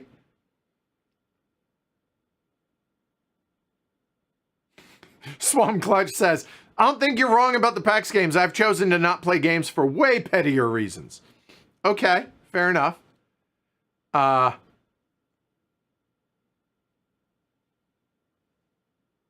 Ion Game Design doesn't seem to have a problem with the name, though. That's fair. That's fair. What game did you stream that you disliked the most, Alan asks. Ooh, I don't know. Y'all could probably answer that better than I could. I've streamed too many games. I don't know. Nothing like screams at me. I know I don't ever want to teach Feudum again. Although, I'll be honest, it was super involved, but I think I've come a long way since the Feudum teach also. Like, honestly, a couple of the more recent teaches have been longer than Feudum now, right? But they're not more complex. So, I don't know. Like, I enjoyed my plays of Feudum, I think. I just don't want to teach it anymore.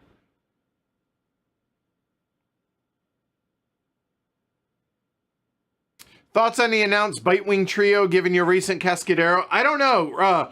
Martin the Elder asked about that also. We'll see. I don't really have a strong... Like, look, just because I didn't like Cascadero doesn't mean, again, anything really. Still means we're going to stream it eventually. I'll just GM the game. Now, I also want to stress something because I realize that I'm giving the impression that if I GM a game, I don't like it. Oh, hey, sweet. Just hit 850 followers over on Twitch. Thanks for the follows. Who was that? That was awesome. Yay. What do we got? I don't see. Yes, I read my Twitch messages. Born confused. I'm just like an hour behind. They show up on my feed. Y'all just got to get used to this. Like, I'm like an hour behind chat. So I'm going through and we'll get through it. You're new to this. That's okay. I do read them though. Iraq Norma subscribed. 7 months. I appreciate the subscription over on Twitch. Thank you very much. So yes, I do read both Twitch and YouTube. They both come up in the feed. Just chronological. All right. Yes, everyone seems excited about more cube rails. Good. Be still my heart, Chip says. All right. Okay, and Bao says we did do Age of Rail, Age of Rail, Age of Rails, Age of Railways, South Africa, but we're asking for more. If there's people asking for it, we'll do that. Or somebody in our group's like, hey, you know what we haven't played and I want to play more of? That. But that said, we're going to be doing a week of Cube Rail stuff very soon. A whole bunch of stuff. Mostly Rio Grande. And yes, most of that is sponsored because we have a partnership with Rio Grande, but it's Cube Rails. Y'all want to see it. We want to do it. We're good.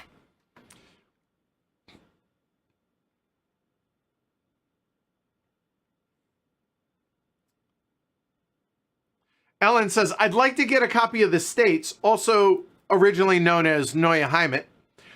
So can you stream that to up the demand to make a reprint happen? That probably could get people to ask more than just yourself, Alan. And I have no problem. I will make sure that Ken's in that game so I can give him a little bit back that he gave me last night and through the ages. I'm all for that. It was streamed in July last year. Thank you. Age of Rail, South Africa. Thank you, Jakob. Jan, question, do you still love Through the Ages? Yes. I just will never agree to a partnership or a deal with Ken. Ever. Ever, ever, ever. And if I do, I'm never allowed to complain about it because it's this guy's fault. Scorpion Sting. It's in their nature.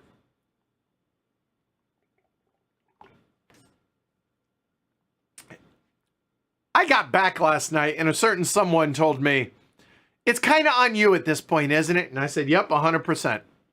But, it doesn't, I shouldn't get butthurt over it. But, yeah, just, you know what? Glory to Rome to you, Ken, again.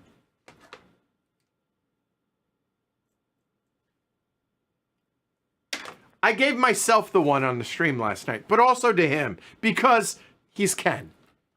So there's that. Yeah, Paul, circling back to the other side of the hill discussion, Paul says, Edward and Ken had a really good discussion about other side of the hill, but it was a patron-only stream. It was the really weird Friday stream that we did last Friday, and yeah, it was patron-only.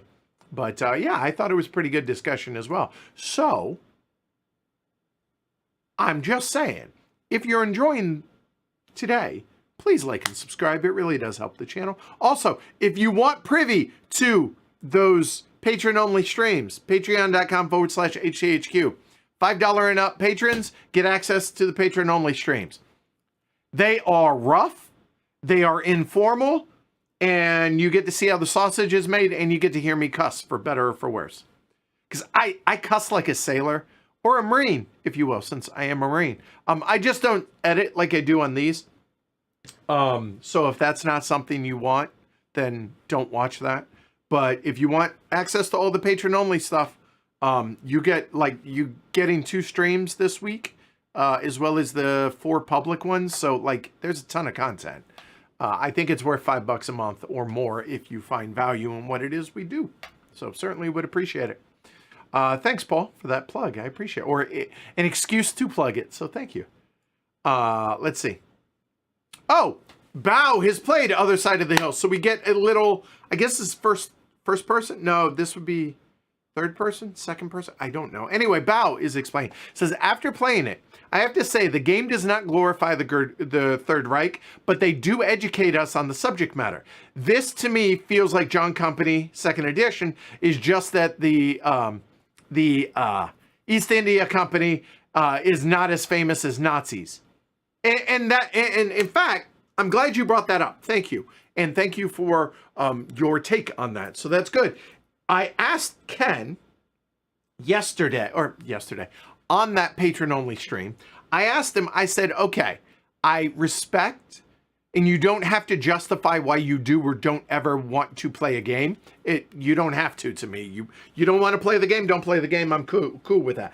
But I was like, look, we're friends. We can have this discussion. And I was like, so he said, I don't want,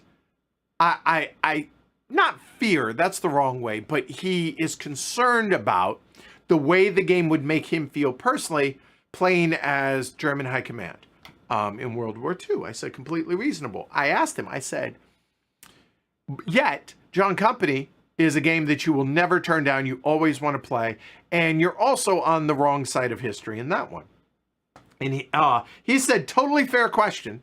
And he said, probably because there's enough satire in the way it's presented in John Company that you're not killing a bunch of Indians as the East India Company. You're just suppressing them. And he said that kind of tongue in cheek, that the way that's presented, whereas, hey, in this, guess what? You're Nazi generals. And I said, that's totally fair.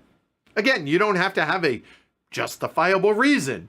I'm just curious. And so, yeah, so that's an interesting thing. And I always go back to one of the most poignant things that I ever heard described, or the way to describe it, is whenever we're talking about Nazis and the Third Reich and the genocide that happened then, I don't want to use the term, it's funny, but it's not funny. I go back to something that Dan Carlin, he of Hardcore History, said on the very first episode of the series on Hardcore History about the Mongols and Genghis Khan, or Genghis, I guess he pronounces it, but Genghis Khan. And he started the episode, I'm paraphrasing, I'm butchering it, but the gist will come through. He said, what would happen if you extolled the virtues of the Third Reich? What would happen if you talked about the positives? And I'll be honest, full disclosure, I can't think of a single positive thing that come out of the Third Reich, or anything positive that they did whatsoever. So I can't get there. But the way he explained it, he said, obviously 6 million plus were murdered by the Nazis and the Third Reich. Horrible. Somehow, and I don't understand this, Stalin gets a pass for the majority of the populace. Killed more than Hitler and the Third Reich did, but Stalin gets a pass on this. Anyway, what he talked about was the Mongols get talked about as bringing trade worldwide. And like there were actual positives that the Mongols did, Genghis and company and his descendants. But yet they were known to have murdered and executed upwards of 55 million people. 55 million. Like, that number doesn't even make sense. Like, 6 million's a unattainable, can't wrap your head around amount of people killed. 55 million. Yet, people extol the virtues of what the Mongols brought to the world from a positive standpoint. And this is where scales of time matter, right? The Mongols are a millennium ago. Not quite, but centuries ago. The Nazis were 80 years ago. And that's the difference. But also, I can't think of a single positive to come from the Nazis. But if there were, just, you know what I'm trying to compare and contrast in that regard. So anyway, I find that interesting that, yeah, like time softens a lot of these things. And so, with that said, I do believe, especially in 2024, and the abject fear that I have for this world and the direction it feels to be heading politically, not just here in the States, but over in Europe as well. That's why I'm hoping a game like this can remind us of just how bad this stuff is and how dangerous these people were, and did not go down that road again, which it feels like we're heading. And it's only been less than 80 years. That's scary to me. And I mean, having kids, I'm a bonus dad, I'm a stepdad, but like, yeah, I mean, hell, Alyssa left this country because she feared for her and her family's safety. Scary times. And so, yeah, I appreciate that games like that can be made, provided they're handled the right way. And everything I've heard so far has been that it's handled in a mature way and encourages the discussion to be made or to be had about that. And yeah, given the political climate of the world in 2024, it's scary. It really is right now. So say no to that direction of things and vote appropriately, people. So anyway, thank you, Bao, for that. All right. Anyway, right, Zivko. And look, I'm not going to excuse what NAC War Games did, because he's talking about technically the Iron Cross existed in the Kingdom of Prussia in the late 19th century, so it has nothing to do with Nazism. Just saying. You're right. It still is. Anybody with any kind of marketing sense. Again, this is where I say certain aspects of Europe seem to be about 20 years behind the times, that it just feels tone deaf. It's just, is that what you're trying to promote? Are you trying to have people like Harold Buchanan be like, no, this is bad, don't do that, that's dumb? Harold's not wrong in today's climate. I see that. I also see where NAC War Games was trying to it was dumb. They just missed. Yes, it was all of that you just said, Zivko. It is a historical thing. Still doesn't. Do you think that's going to encourage people to come and want to engage? The answer is probably no. So from a marketing standpoint, that's probably a miss. Just saying. And I tend to skirt the line. Hell, there have been dozens of times just as like, no, just no, you cannot say that. And I'm like, what? She's like, just no, that good. Are you an idiot? No. She may not have used those words. I'm Edwarding them. But yeah, so I have a filter in that regard that isn't always me, because marketing. So yeah. Anyway, getting me all riled up again. Sorry. Anyway.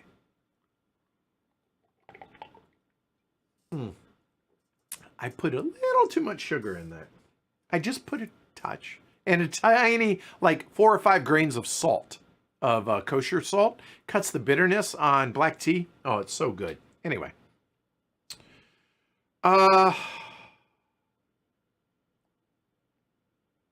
Yeah, and the swastika, like, wasn't,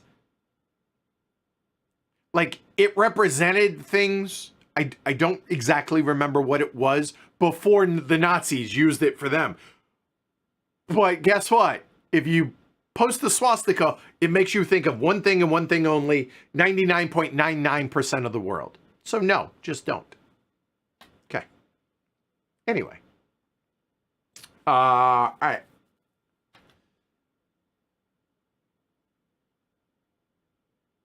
Oh, interesting.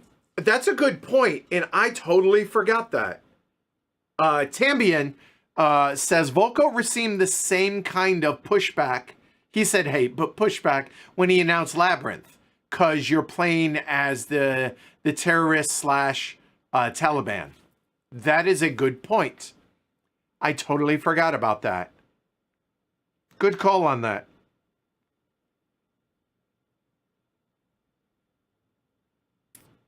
Bernardo says, wait, while we're talking about this, we need another Mr. President stream. I'm just saying, we could. You're right. Stefan, any thoughts on Shackleton Base? Is there a playthrough coming if you should get it? If we get it.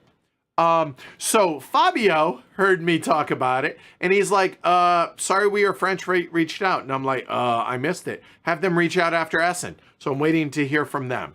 And then we're going to touch base. And yeah, Shackleton Base is something we'll probably stream here sooner rather than later. Pokey Frosh. Poke Frosh? Poke Frosh. We're going Pokey. Have you ever played Fitna by Nuts? I have not. Tell me more about it. Ah, yay. Zipco says, it's the maturity of this community that has me join it, and I intend to stay. Well, I appreciate that. Thank you. That means a lot.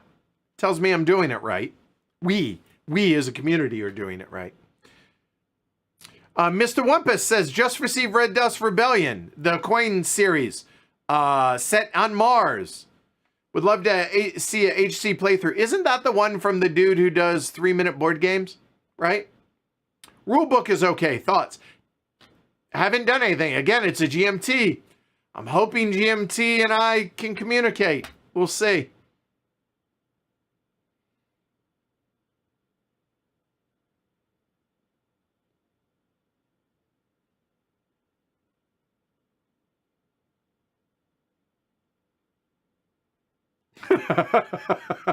I'll get to that later, Kov.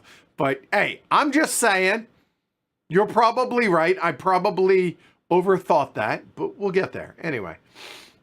Paul would like to see new Root streams with some new factions. I haven't played Root since we streamed it, honestly.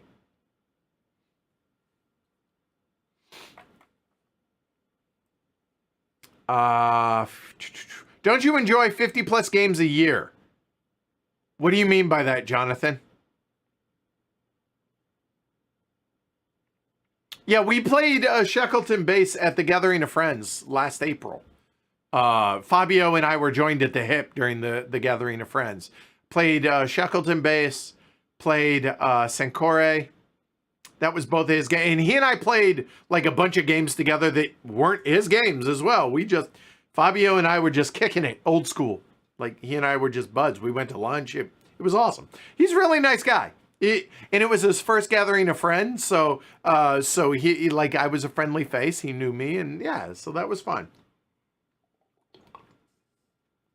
I enjoyed Shackleton Base more than I did Sancore, but I would like to revisit Sancore just as much as I would, because even after one play, I'm not willing to, like, I want to play a game a couple of times before I make a fair judgment on it. Cascadero notwithstanding. It's a running joke, by the way, for those that don't know. Would I play Cascadero again? Kicking and screaming, but yes. It's a joke.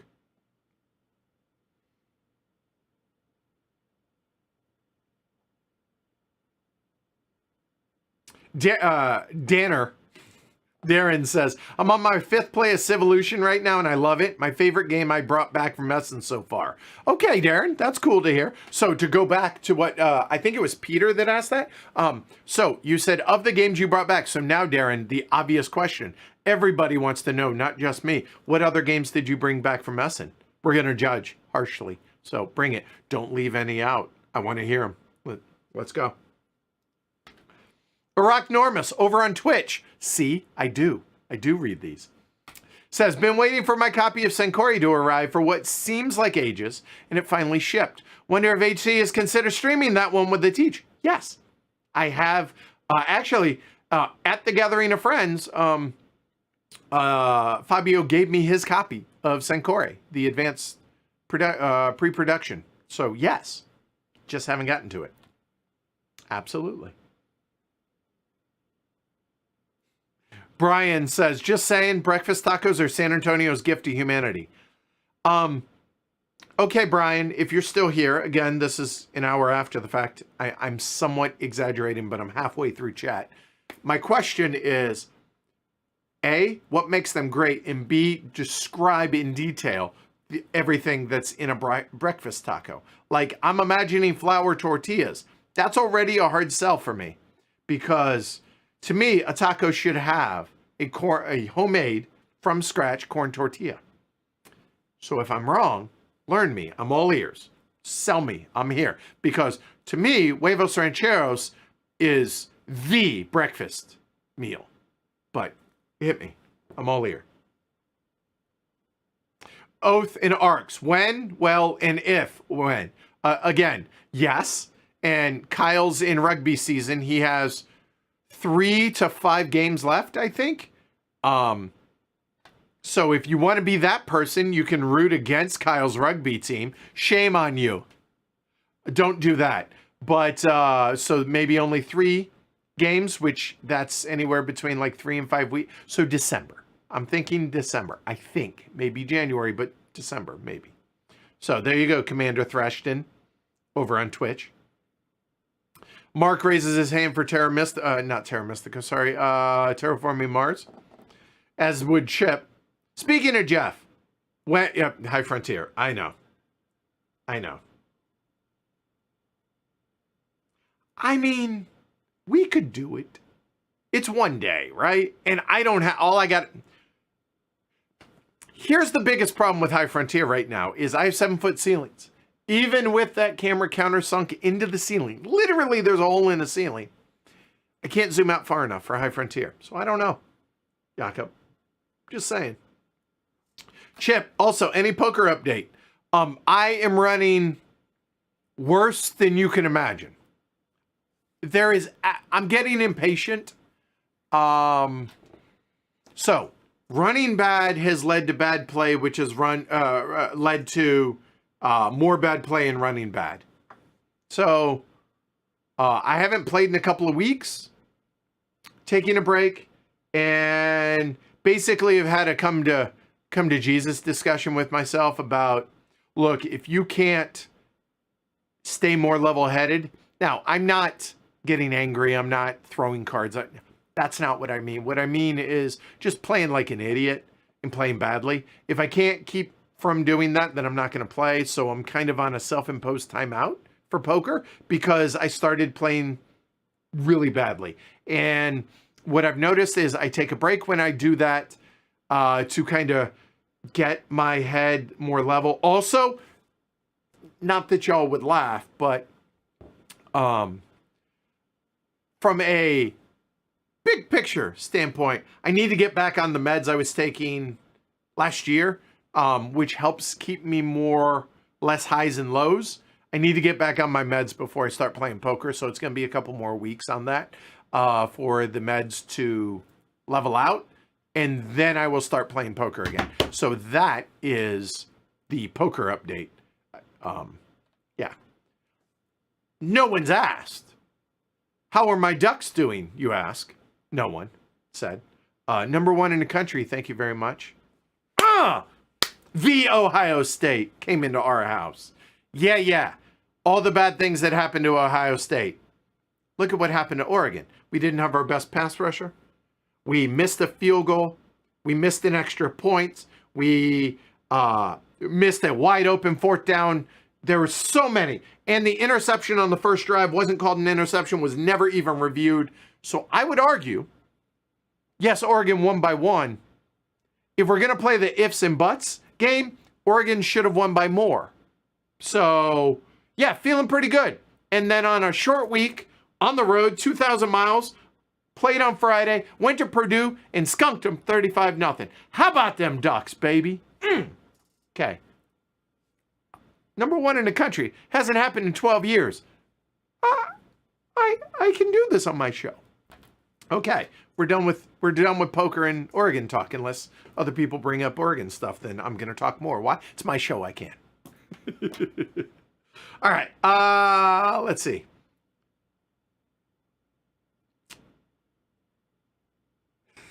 Jakob says, I've been to Cambodia and Singapore before. I made the ice cube mistake in Cambodia. Yeah.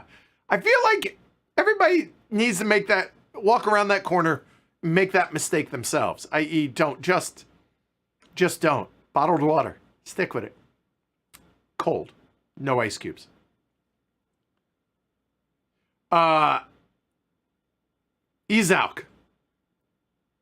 Easy Alk. Whatever. We'll go with it. Have you played Bardwood Grove? No. Euphoria? Yes. And Septima? No. Okay. You didn't ask my opinion. You just asked if I'd played those. Yes, I have. One of them. Gaia Project Lost Fleet. Stryburn. We could. I mean, I don't know anybody that's clamoring for Gaia Project and the expansion for it. Like, as far as asking for us to stream it. This is the first I've heard of it. From a, hey, will you guys stream it type thing. We don't have it, but we probably could if there's demand for it.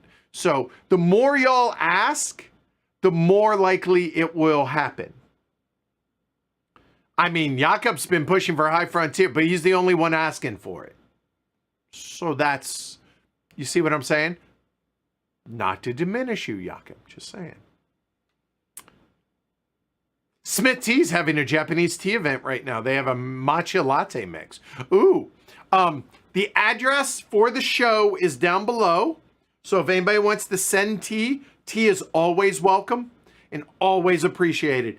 Just about everybody on the channel that you've seen partakes in the teas. Just saying. So if you want to send tea specifically, doesn't have to be. It could be any kind of tea. We will try it and enjoy it. I promise you. Somebody will. I'll try everything. Might not enjoy all of it because there's that one that really takes a getting used to that is a bridge too far for me. But that said, everybody will enjoy it. Address is down below. Smith Teas is wonderful. Rose City Gem Matcha. Best tea in the world. Just saying. I appreciate that, Paul. Thank you.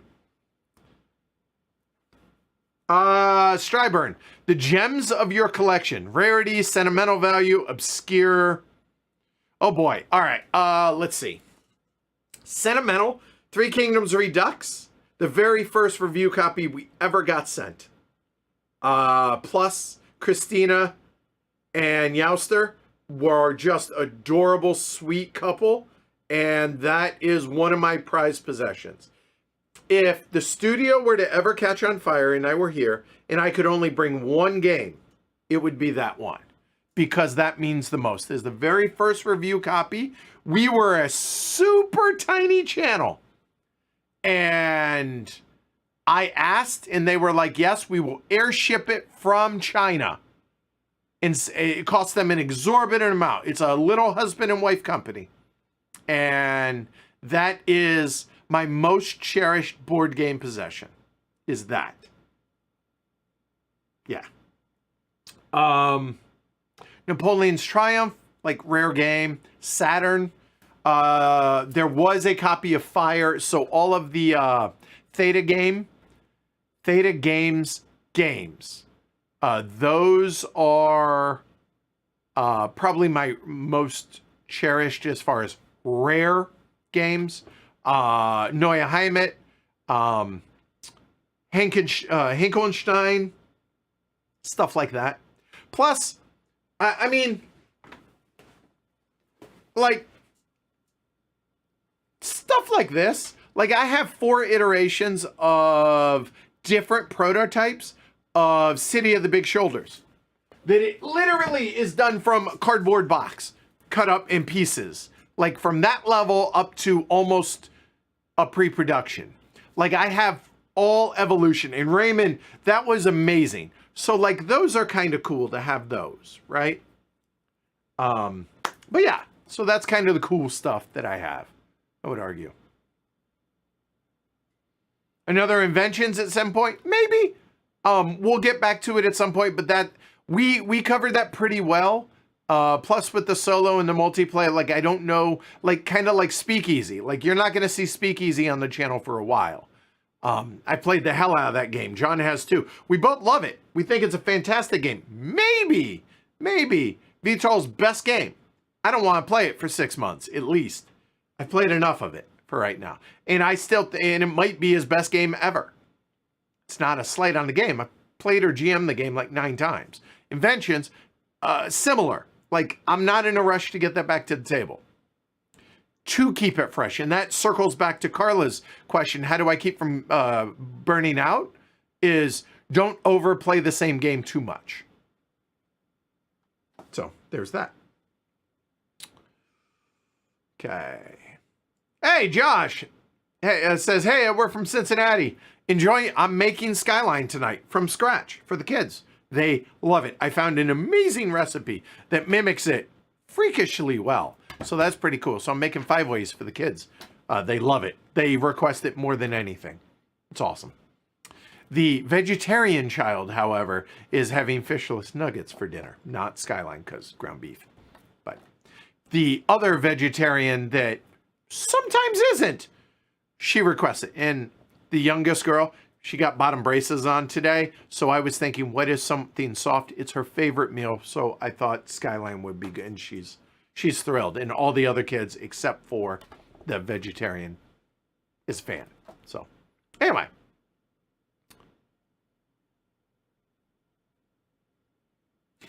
Josh says, better than if both parents are abusers. That's fair. We survived. I hate the term survivor, but we did what we had to do. I'm here. I have my flaws. I have my demons, but whatever. I appreciate that. Keep on, Josh. Chip says he would play Here I Stand if you need a 6th. Where are you, Chip? Like, you would fly in for that? Like, I mean, Adam said he would travel up for Border Reavers. So, I mean, he's like 6 hours away. So, I mean, all right. I appreciate it.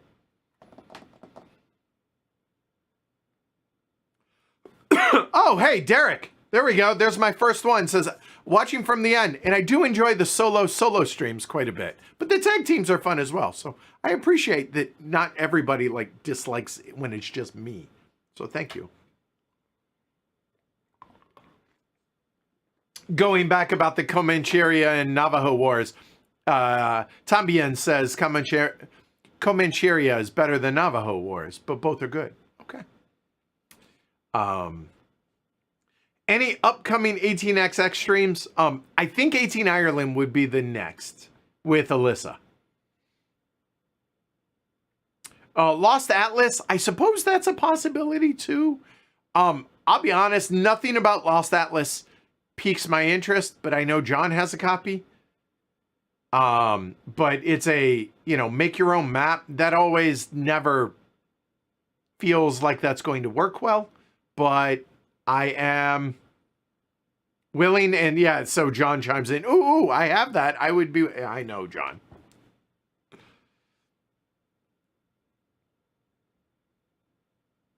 Oh, and Chip, by the way, talking about the word jest, I asked for, what does it mean? Middle English jest, spelled chivalric romance tale, heroic deed, exploit, action, or amusement. Borrowed from the Anglo-French jest, I guess. Heroic deed or romance. So, the jest of Robin Hood. So, it's the romantic tale of Robin Hood. Thank you. Now I understand that. Thank you.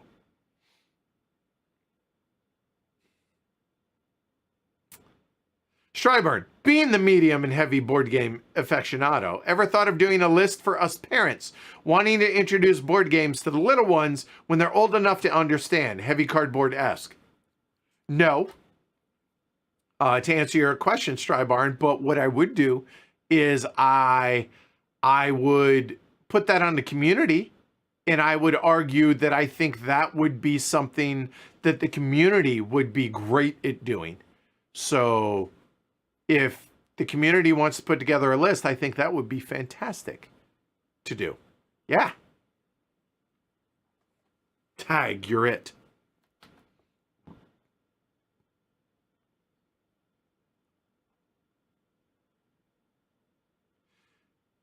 Darren says Stressbotics comparison might be best once you've played the expansion. That's actually a fair take, right? Because don't know the base game, don't know what that's actually a really good point. I like that. We will do that later on. I like that. that makes a lot of sense. So we can compare apples to apples, right? Because apparently that was the game. They broke it out into the base game and the expansion. This way we have context. Sold. Good call, Darren. Yeah.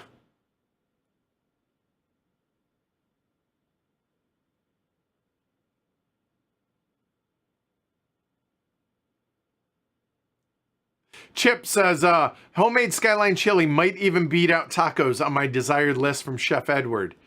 I mean, it's pretty good. I'm not gonna lie. Like it's a real legit comparison. Having been to Cincinnati and gotten a 5-way there, and then a couple days later having come back and made it's pretty close. But no, the tacos are fantastic that I make. I'm not going to lie. But I hear you. I appreciate that. Thank you. Robert, have we heard anything regarding Coffee Traders expansion and Game Crafters? Actually, Rolf was in here not too long ago. So Rolf, if you're still here, answer that. I haven't heard anything. So make that happen, please. So that would get it from the horse's mouth. Red Eye Ghosts asks, did Ken or Shrey or Derek pick up Inferno at Essen? I played that on Friday and really enjoyed it. Is that the Dante's Inferno one, I think? Very different action selection. Nothing else in my collection like it. I think one of them did. I hope so. I think so. I hope so. If not, I need to get a copy of that for sure.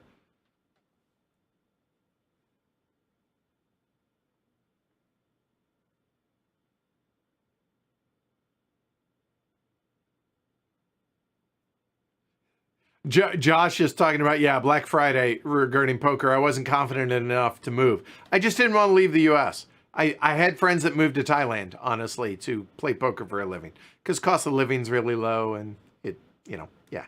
Anyway, thought about it. Thought long and hard about it, but decided not to. Hey, Kushigra, welcome. Haven't seen you around in a while. Oh, hey, Rolf answered that apparently. Hello, Robert. Your question about Coffee Traders. We are working hard on the expansion. In fact, he's starting a new test currently because he answered this like an hour ago, and now he's like currently in a play test of it. We're in contact with a Dutch publisher, and at this time, we have no contact with any other publishers. I mean, we streamed it. Like, Rolf, if you're watching, I understand you're doing a playtest right now. Like, turn publishers onto the stream, and so they can see. The demand is there. I'm just saying. Anyway, Robert's OG says, Liz Bowes, the first video I saw on your channel. It's the first video we had on the channel. It makes sense. Fernando, oh, that's sweet. Heavy cardboard's my salvation, honestly, because 11 years later, I'm still almost, no one is talking about heavier games, struggling to find good podcasts on heavy games. So any tips? Yeah, get me off my ass to do the podcast again. I know, it keeps episode. I know. Honestly, I mean,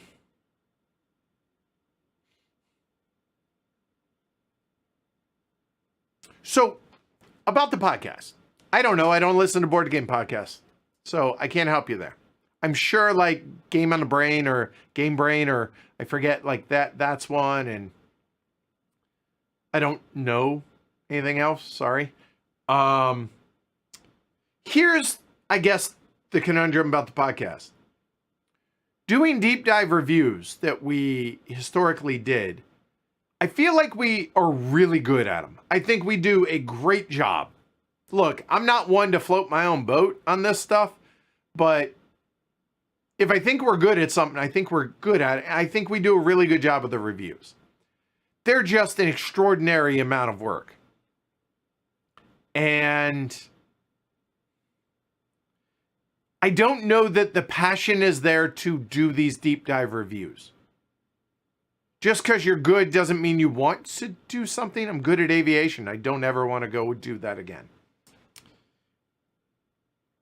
but it also feels like the surface level talking about what we've been playing lately feels like once in a while that's okay. So I don't know.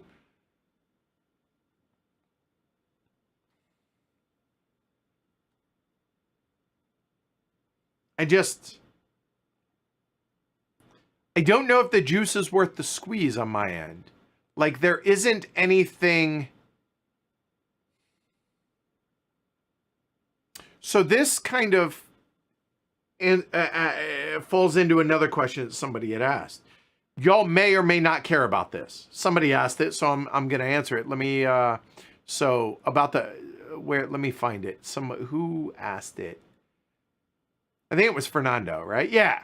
So this goes into honestly, it comes down to a money thing, right? So there for a while, I was getting accused of, oh, the podcasts don't make any money, so Edward doesn't want to do it. That has nothing to do with it.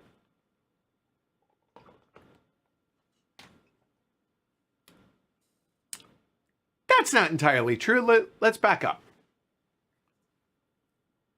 That is not the main reason for that.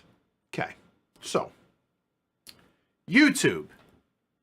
The thing that Heavy Cardboard does mostly are live streams, right? Our playthroughs, teaches and playthroughs mostly. Other stuff, but mostly that. This is what pays the bills. And in all honesty, I do this full time. I started this channel. I started this podcast originally. And it pays me my salary. Out of the meager amount that I make on Heavy Cardboard, and it is a meager amount, I could make an argument, and this is by no means a plea. This is strictly, it was asked. Fernando asked, do the other people on Heavy Cardboard get paid to be on here? Short answer, no. Long answer, now. Now let me go back to what I was saying.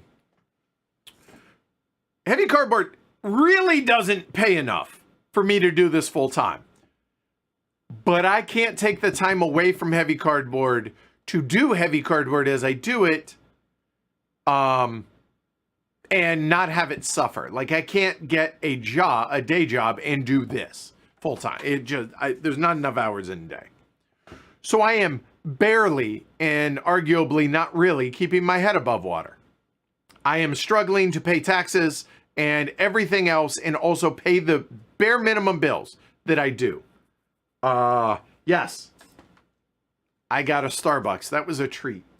My point is, I'm broke constantly, not begging for money. I'm not saying, woe is me. I'm just telling it like it is. I barely make enough to keep my head above water. So, if I want to dedicate myself to more content, I need to do something that gets me to where I'm actually in the black and not in the red. The question is that the podcast, or is that more YouTube content? You tell me. It is very hard to understand podcast metrics, and to see ROI on a podcast. Is it worth it? I don't know. Is it going to increase the bottom line of Heavy Cardboard? If the answer is yes, I'm more inclined to do it, even though the passion isn't there as much. But I'm willing, because I would like to be able to not stress every month about being able to pay the bills. So, I remember there have been threads on BGG about, content creators complaining about not being able to do that full time. Woe is you. Yeah, I get it. I'm not saying that. I'm simply telling it like it is.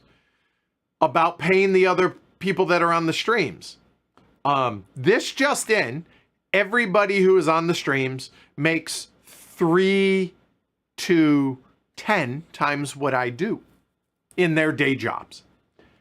Nobody has ever asked to be paid. I've told them I can't afford to pay them. Nobody has wanted to get paid for doing the things that they do on Heavy Cardboard. The one person that does get paid is Rob, and that's sporadic at that. He's our graphic designer. When I did the podcast, Greg, the podcast editor, was getting paid. But I'll be honest, I can't really afford that as it is. And I don't have the time because it takes me 10 to 12 hours to edit the podcast, so I don't have the time to do it with everything else that we do. So, no, nobody has wanted to get paid. And we had this, we kind of joked about this at game day, that look, if you made $1 million, Ken was like, I'll be honest, I'd probably be asking for a little taste of that. And I said, if I was making $1 million on Heavy Cardboard, I promise you, I would be giving everybody associated with Heavy Cardboard a taste of that. That said, what I do try and offer them is perks, like the Speakeasy prototype. I'm going to give that to somebody on the street, like one of the folks here. I had James come along to Circle DC because I thought he would be a great person to do that with. So he came to the convention with me as kind of a, just as a perk for coming along. So I try and do things like that, non-monetary things that the folks that are a part of the stream, most of them see it as a benefit, as like they want to be a part of it because they want to be a part of it, not because Heavy Cardboard's giving them something. That's just the fact. Not everybody, maybe others, maybe some folks wouldn't feel that way, but I'm fortunate in that regards that that's how folks here feel. So, like John says, and John's out there in chat, like he's like, dude, I get to play these games like a year before. And Paul is super excited. I'll be honest, everybody who's associated with Heavy Cardboard like enjoys being able to do this. They are volunteers, but they like being able to be a part of the community and do what they do. And Ken and Shrey, they were both kind of like, whoa, about like when they were, people were coming up and excited to meet them at Essen and stuff like that. So that's awesome. I would love to be able to pay them for their time and everything. But honestly, they don't want it and they don't need the money. That doesn't mean I shouldn't pay them if I could. You know what I mean. I think you know what I mean. But anyway, Fernando asked that privately. He's like, look, I don't know if that was an okay. Pretty much an open book. I'm okay with offering that. That's just the reality of finances, of how it is. Like, I don't get paid. Kind of like how most of y'all, and y'all being the board gaming public at large, like publishers as a whole are a 1 to 4 person team. Usually, they're not some big companies. Leader Games and others are the exception to that. Like, yeah, most publishers are 2 or 3 people at most, usually.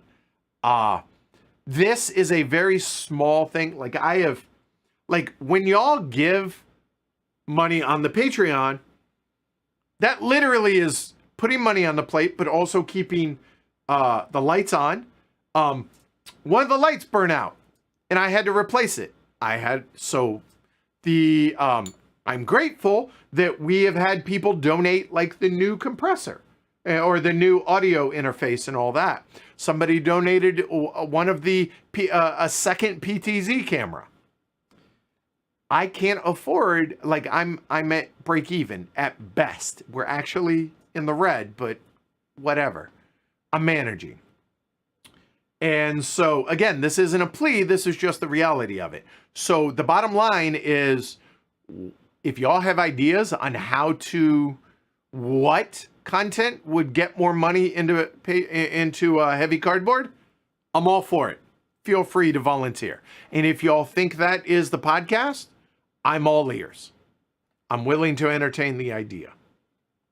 Wow, that was a very long way of something that really wasn't being asked, but whatever. This is me being real.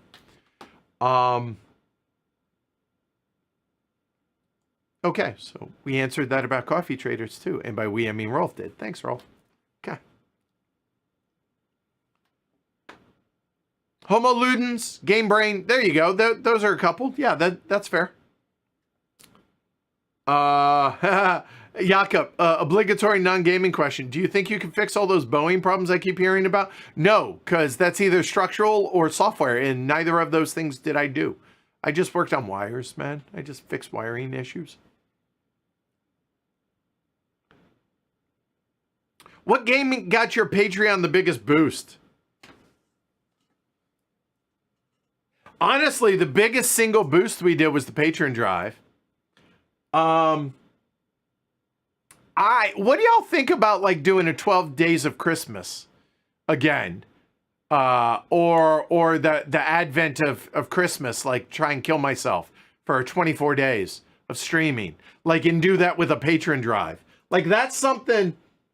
The Patreon drive was like the biggest single thing that I did. That was helpful in that regard. So like maybe that might be something that we kind of tackle and just, yeah. So I don't know, but what game? I mean, John Company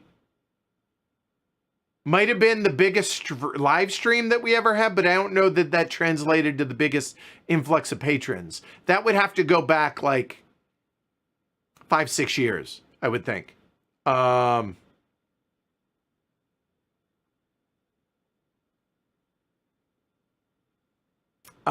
Yeah, so maybe I have to run that by the boss and get blessing on that, but yeah, like 24 streams in 24 days. Yeah, we'll see about that. Not going to commit to it, but we'll see about that. I would totally, yeah. Oh, Rolf asks, Edward, did Ken show you a photo of me and him? Yeah, he actually texted it to me that day. So, yeah, that was cool. It's good to see you. Oh, Shrey chimed in and said, neither of us have ordered Inferno. I'm tempted, though. I tend to not buy that many games for myself because Heavy Cardboard Group, everybody gets everything, right? Okay, so I need to make a note of that. Inferno. Who's the publisher? Somebody save me looking that up.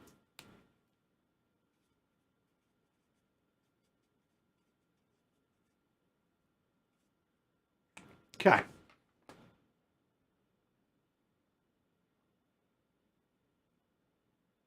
Robert says he played the all-in deluxe version of Inferno. Okay.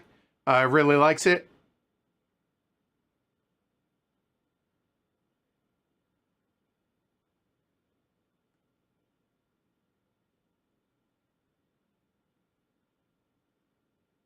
Oh, Fernando says about Matilda, Space Biff interviewed her and said she does have a relation to the PAX series. PAX Penning.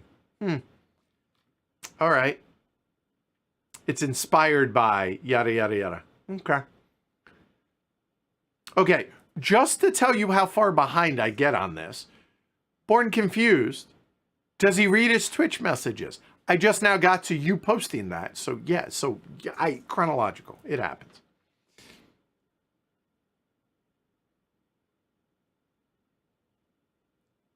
Tom says, Edward, how far away am I from playing an AI Edward, Rado, and Grogan in a 4-player board game of my own home? That would be a great table. Not sure what game I would play.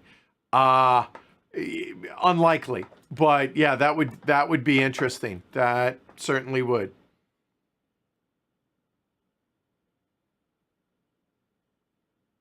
Okay, Shrey, somebody asked, what games does he want to play from Essen? He says, Shrey answered, says, not an exhaustive list.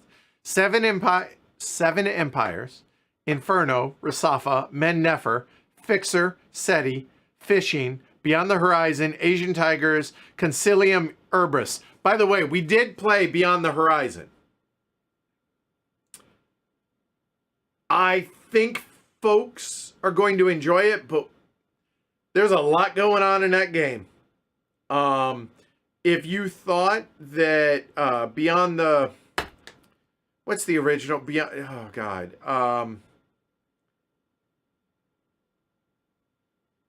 If you thought the board or map play of that game was weaker, it is definitely more involved and more interesting in the new version of that. So, yeah. Also wants to try Shackleton Base, Black Forest, Power Grid Outpost, me too, and Galileo Galilei. It's a pretty good list. All right. Ken betrayed Edward yesterday again. I mean, I didn't. My own fault. The end.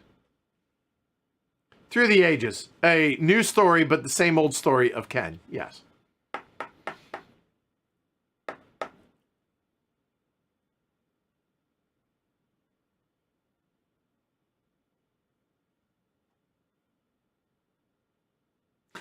Fernando says, I think the difference is not that the East India Company is not as famous as the Nazis. It's that no one's trying to bring the East India Company back.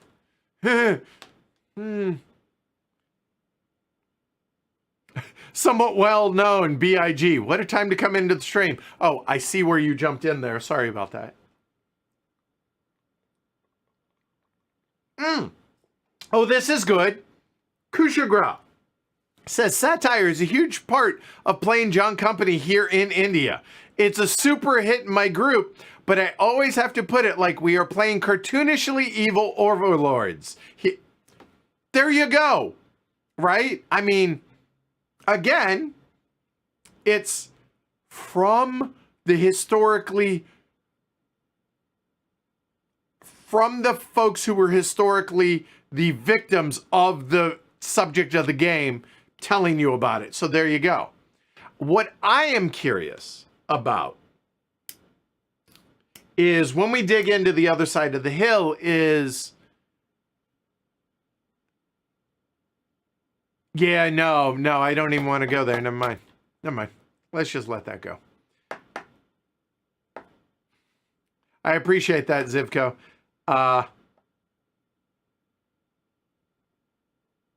How do you choose the games to play? Dev asks. It's one of 5 things. Y'all ask for it, and we have it available. Do I want to play it?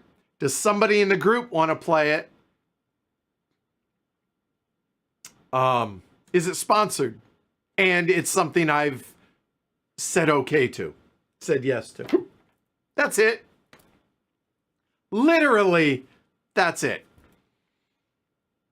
Sometimes we have some planned out weeks in advance. Sometimes we play a game at our game day on Saturday, and I'm like, yeah, we're going to stream that this week. It varies. Literally, like, yeah,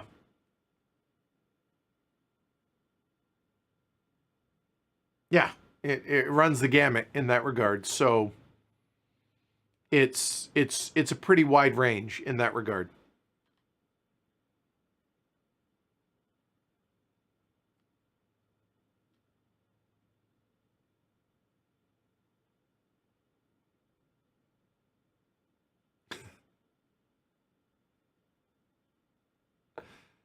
Born Confused says you're too honest and reasonable. Yeah, I hear you.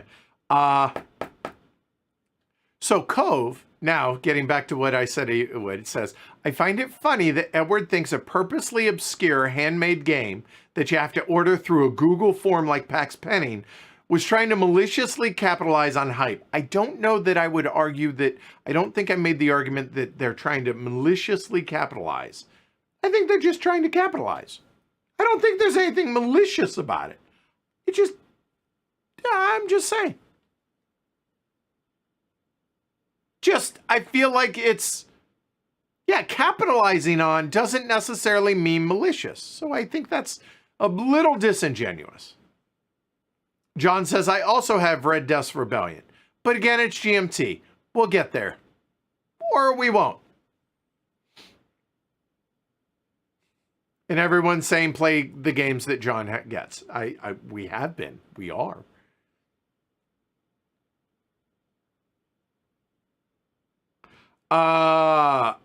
Somewhat well-known, BIG says, I loved the Cuba Libre stream a while ago. What would be the one you would love to play next? Well, it's the one that's sitting right there, and that's Liberty or Death. Let me rephrase that. Not the one I would love to play next. It's the next one we're going to play. The one I would love to play next.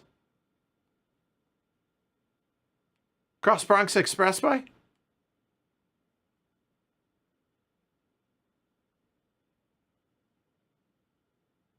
Yeah, I think so. Rolf says the best game at Essen that he played was Tower Up. Interesting. Okay. Carla says, now that Alyssa is one of us, i.e. Canadian, how about a Northern Heavy Con? I have been asked to do a European Heavy Con.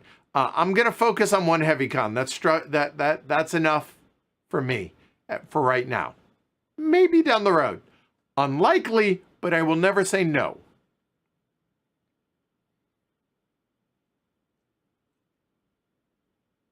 Jonathan says, what I mean is that you say you enjoy a game. What percentage of games that you play do you enjoy?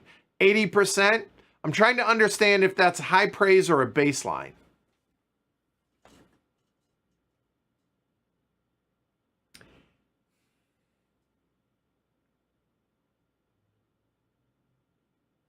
Nowhere near 80%.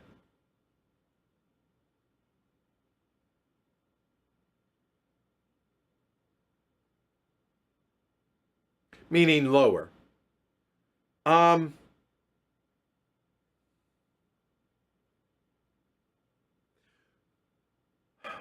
So let me explain it verbally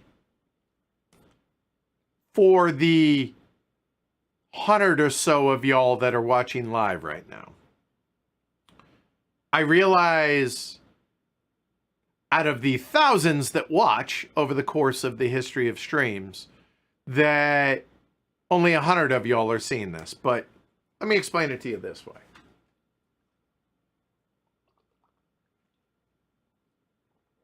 I actively dislike a small amount of games. I think that's reasonable. Think bell curve. However, it's kind of a slanted bell curve. I feel the majority of games are fine. It's fine. Which means I never need to revisit it ever. However, what I need y'all to hear me say is just because a game was played on a stream and then we haven't revisited does not mean it necessarily falls into that bucket of it's fine and never needs to be revisited. As a content creator, it is a constant churn.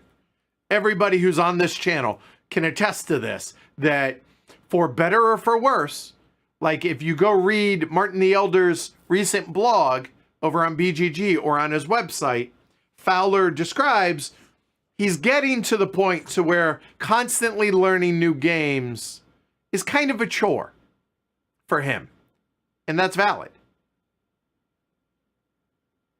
What that means for Fowler and Heavy Cardboard long term, we'll cross that bridge later, but he's not going anywhere anytime soon. But the point is, if I like a game, it's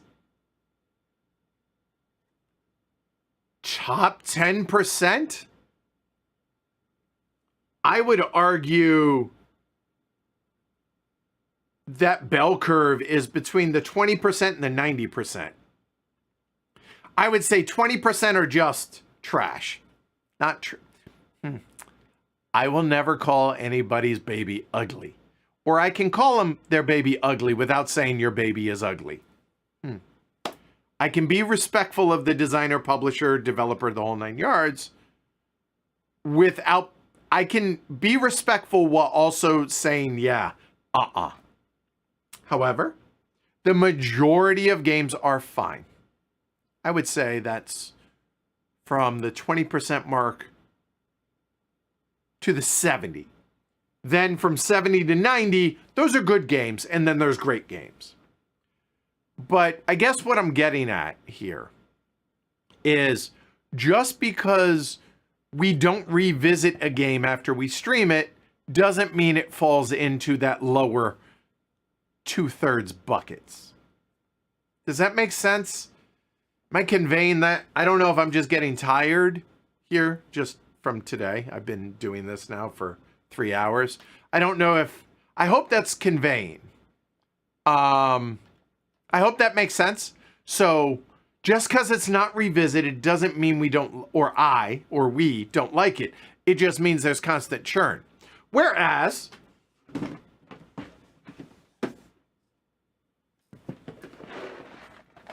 this gets revisited. Why? It's a great game. Also, just because it's a great game doesn't mean it gets revisited. So there's only so many hours in a day. There's only so many games we can show on a stream because of people have lives, and I can't keep them from their families, nor would I want to. You get the idea. Kyle has rugby. You get the idea. So that's all. So if I like a game, it's that top 20, 30%, I guess. If I love a game, it's top 10% probably. I mean, these are just amorphic percentages that I'm just pulling out of my ass. But you get the idea. But again, even though I like it, you might not see it on the show for years. It happens. Arkwright, I think is a great game. I haven't played it in years. Hell, Through the Ages, I'd not played in 5-6 years, and it's one of my Hall of Fame games. So you get the idea. Okay, enough about that.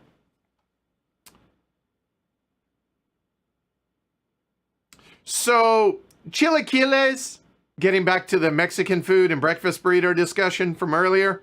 Breakfast tacos, I apologize. I've never had chilaquiles because to me, soggy chips just sounds terrible. I know that Ken is an absolute connoisseur of them. I've never had them. I need to have this so I can be a good judge, so I can have context. Anyway, Fernando says that molletes, I don't know what that is, are the Mexican breakfast food for me. So fair enough. And Paul also is right and says corn tortillas are the way to go. You are correct, sir. All right. Shrey says Reese and Corey. Some of us have played the copy Edward has. I find it intriguing seeing how it plays with people who've understood the game well. That is the first game that Shrey has really talked about that. Like he wants to play the game with people who know how to play the game and not always have it be a learning game. That's fair. Also, Shrey doesn't want to play Stressbotics until we know the game. Understood. Chorizo and eggs, sure.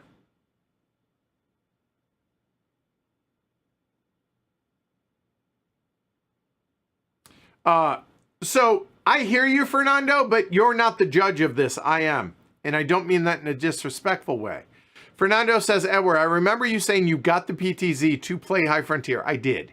That is a fact. The original, the OG PTZ camera was for High Frontier and Block War Games originally. That was the idea behind that. So no problem if the ceiling camera just gets the base and politics board. I disagree. The ceiling camera, the main one, needs to be able to get everything and then use the PTZ to move around to everywhere else. Because the level of presentation, I have a certain level that I expect to be able to do on the channel. And if I can't do that, I won't show it. So I am the arbiter of that. But I appreciate it. Thank you. Again, I worry about things that y'all probably never notice, but it adds to the presentation, and I think that matters. And I think that's what separates Heavy Cardboard from a lot of other people that stream. So that will never be a compromise in that regard. And Chip says the Ohio State Buckeyes will play the Oregon Ducks again. Don't get too bold quite yet. I'm not getting too bold. I'm just saying there were a lot of excuses made by Ohio State fans on social media and on YouTube. And that they seem to forget all the other things that Oregon had go against them. Now, Ohio State has to beat Penn State.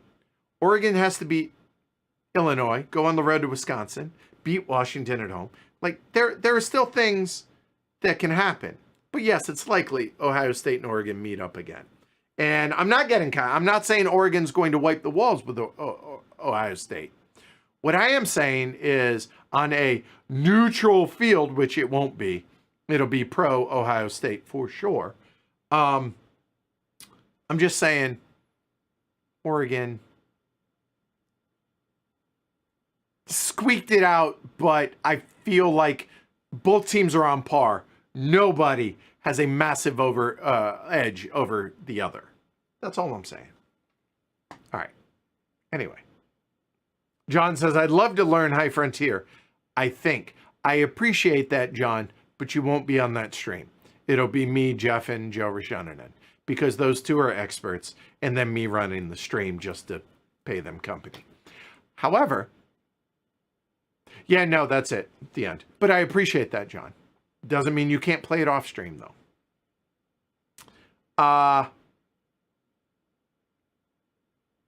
Rolf, how are the Ducks doing? They're number one team in the country. There were 2 people that voted for Georgia. I cannot fathom, but I digress. Anyway. Paul says, my cousin lives in Eugene, goes to games all the time. So I lived in Portland. Eugene's about an hour and a half, 2 hours south of Portland. I only went to U of O once. It was for a band competition in high school, and I never have gone to an Oregon game at home. I've gone to see Oregon against the Buffs in Colorado when I lived there, but bucket list, I need to go to Oregon, be a part of the shout celebration at the end of the third quarter, and I want to see while Dan Lanning's there, so bucket list, need to do it, but I'm jealous. Anyway, Cove says, I'm catching up on the stream, and as a Spaniard, I have to say you definitely have the right idea when it comes to the current standard for political correctness in the board gaming sphere. That's all I'm saying. It just feels like certain aspects of certain countries, and it seems to me Spain and Italy in particular have a subset that are just behind the times on PC-ness. That's all. So I appreciate the understanding of what I'm trying to get at there, Cove.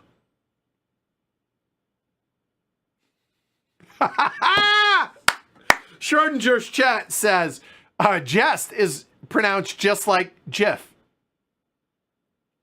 The GIF. Oh, that's funny. Good God, is that funny? Well done. Well done, you. That is well done. Because you might not have meant it the way I took it, but I think that's awfully damn funny.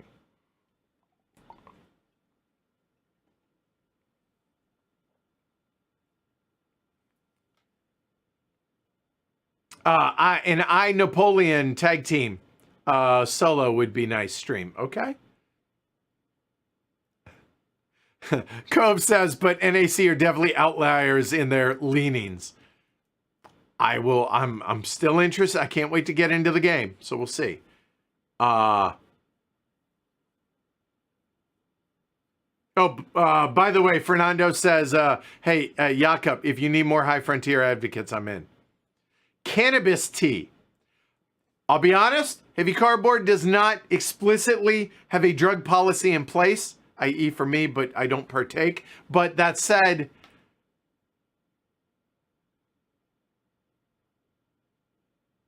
I'm just trying to think, like, is that THC in your tea? Like, is that something we need? But anyway, all right. I Napoleon. So here's my question. Is I Napoleon, is this a riff on Napoleon's Triumph or Napoleon at, what's the other game? The other big one. I think I have it back there. It's Napoleon. I can't remember. But it's the old-time classic. Wooden blocks. Anyway. And thank you, Jakob. I know. Okay, I Napoleon. Done. Enough of y'all have done it.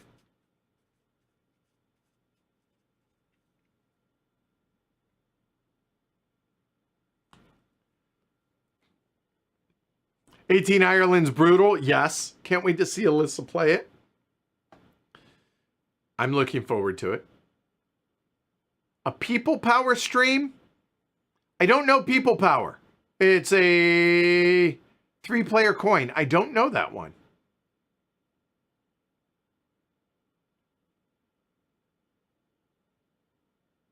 And Adam says, Railways of the Lost Atlas has a really neat merge mechanic. Probably won't change your excitement level. You're right.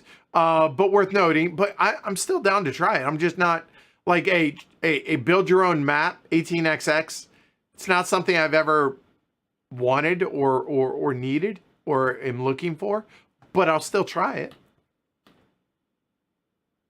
If The Old Prince ever gets published, definitely recommend y'all do a stream. I've heard stories about it. Greg is a huge proponent of that one. And People Power is a very meat and potatoes coin. Okay. Sweetlands. So I know a lot of people have, I saw this on social media. Any word on if you're going to be doing this in the coming weeks while crowdfunding is running? I don't think so. But Arachnormus over on Twitch, I am not gonna say no, but it's not scheduled right now, so unlikely. But it could happen ahead of release, maybe. Because isn't that the Unochiba, I believe, is the publisher on that one? I think. Another cooking stream, Carla asks. Maybe we could do that.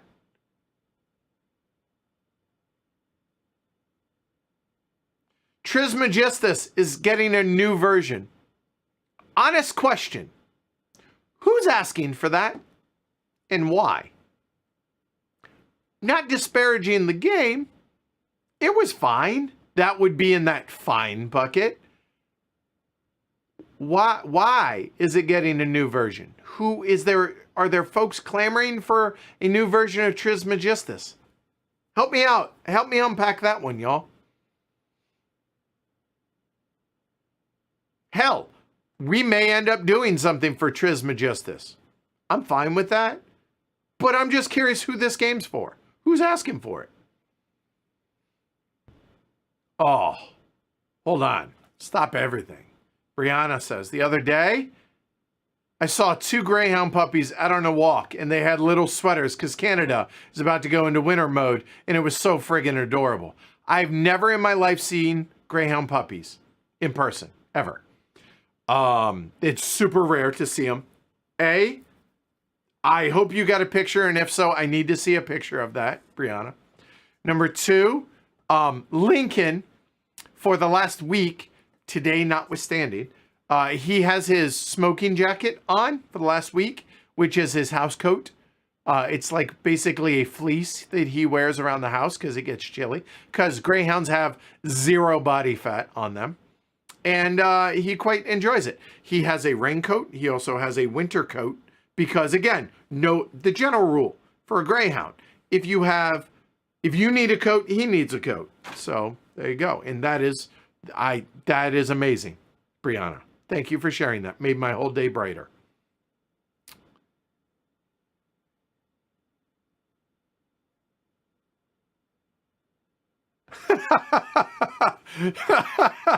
Kushigra Edward on his podcast. I just hate it. That's not true. That's funny, but not true. Honestly, I wouldn't want a podcast from Heavy Cardboard and have the stream suffer. I was asking about other podcasts exactly, not to burden Heavy. I get that. I get that.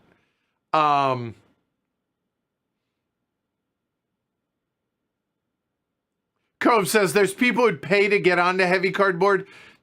I don't think I'm comfortable with that necessarily. Yeah.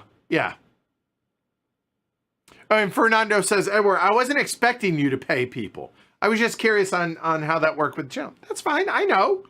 And here's the thing. I would love to be able to pay the folks that are here. But they know I can't afford it straight up. They know how the finances are with Heavy Cardboard. They don't expect it. They're not looking for that. But if I could, I would. Yeah, totally. But they're not looking for that. That's not why they're a part of Heavy Cardboard. So I'm grateful for that. That'd be a whole lot of solo streams otherwise. Uh, okay, so Darren brought back from Essen. Mennefer, Civolution, AI, 100% human, SETI, Orleans, Asian Tigers, Stevens, Diatashi, Black Forest, Rasafa, Gaia Project, Lost Fleet, Pirates of Maracaibo, Infiltrators, The Gang, Winston, and Fliptown. He's played 11 of them. He hasn't played Daitashi, Lost Fleet, The Gang, or Pirates. Also got Rasafa, not played. So out of those, he said he's been loving Civolution the most, I believe is the one he said, right? So awesome. Good stuff. I appreciate you following up with that, Darren. Thank you.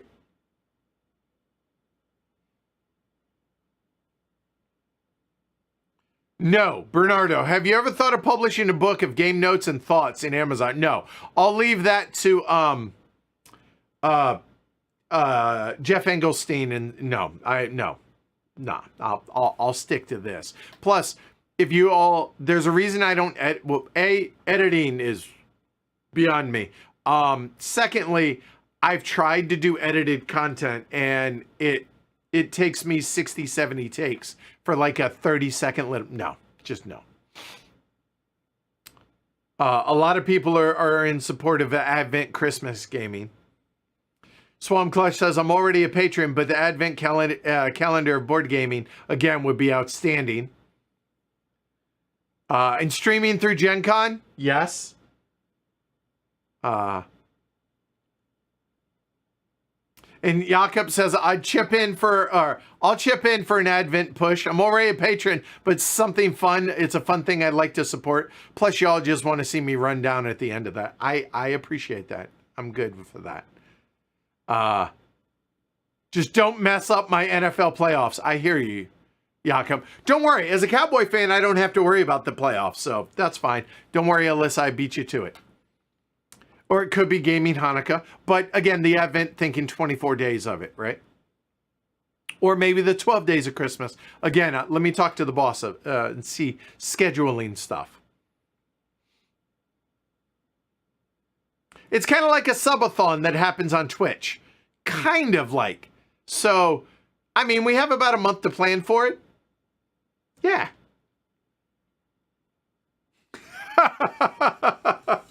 Jonathan, how about if you have a December event where you don't kill yourself and still raise money? I mean, I hear you, but it could be fun. It totally could be fun. We could make it a thing. So, you know what? There's a lot of people in the community. I'm open for ideas on how to do this. This is a thing that I would like to do. Let me get the okay from the boss first, i.e. Chess. And then I'll put this in motion. Rob, if you're watching, which I don't think you are, but if you are, start brainstorming graphics. Just saying, please. Oh, Rado's in Oregon now. That's cool. Where? Whereabout? Sixth Realm and Sweetlands. Sweetlands is on my radar. Sixth Realm isn't. I don't know that, Gary. Hello, NAU. Welcome. Glad you made it. Red Mojo. I've heard of them. Another Spanish company. They publish Inferno. Grand Gamers Guild is doing distribution in the U.S. Okay. I have a connect at Grand Gamers Guild. Oh, we'll make that work. All right. No thoughts on Grineville yet? New American Underground. Sorry. Can't answer that yet. Well, I guess I can answer it, but yeah. Mats says, I am a patron of Heavy Cardboard. Thank you, Mats. I appreciate that. The reason I actively support the channel is your ability to clearly teach complex games and the way you do playthroughs, explaining through thought processes and tactics. I appreciate that. Thank you.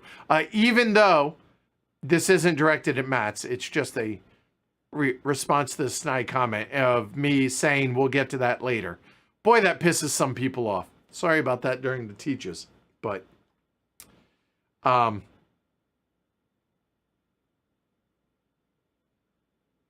right, so I'm going to be getting a copy of Inferno. I will make that happen. Oh, he's in Southwest Washington. Oh, that's right. I think I remember that. He's just across the river and near Portland. Yeah, I think I knew that. I think so, yeah.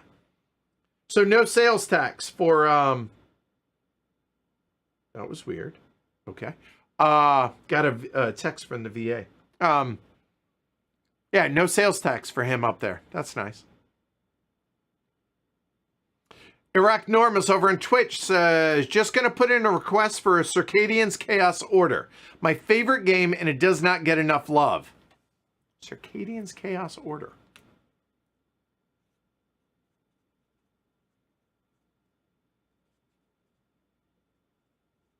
I'm going to have to look that up. Okay. Good. All right.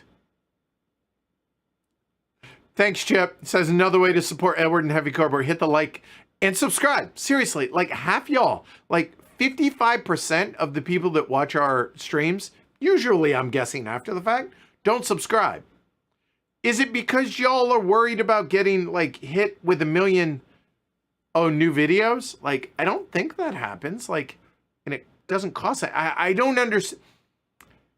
I don't understand not subbing on YouTube or following on Twitch.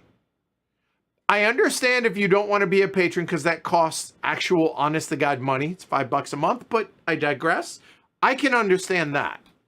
I don't understand not subbing though. Like, if I don't want to watch it when it comes up, don't watch it. Like, I subscribe to about 100 channels. Sometimes I'm just not in the mood for another airline disaster. Sometimes I am, but I want to be notified when it comes out. This way I get notified. Anyway, it's me. You do you.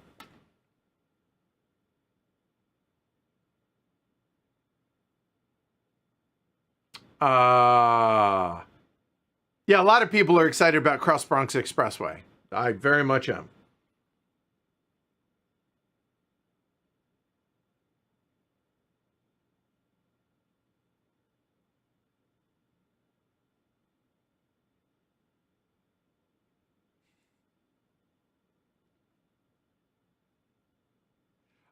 Canadian Heavy Con would be like Heavy CanCon or Heavy Can.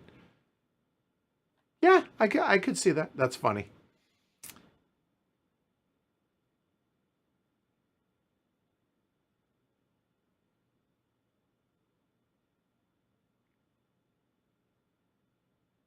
So yeah, we'll figure out the whole patron drive. I like that idea. I do.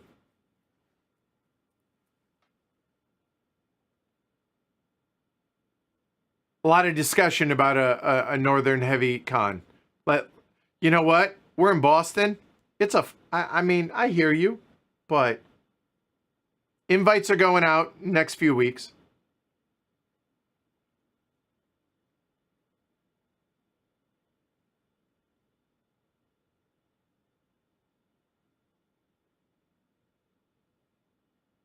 Flamzer over on Twitch asked, don't know if it's been answered already because I missed a bunch of the stream. That's okay. We forgive you. This is I'll be honest. I'm going to defer this one to Shrey since I know he's still in chat. I think he is anyways. New Age Trick Takers. Some of your favorites. I can't remember what we streamed last week, so I'm going to defer to Shrey on this because he is one of our trick-taking experts in that regard. So we're connoisseurs. So yeah. So Shrey, help me out on that. I have not played Men Nefer yet. I know it's in the group. We will get to it sooner rather than later because I know a lot of people are looking forward to that one.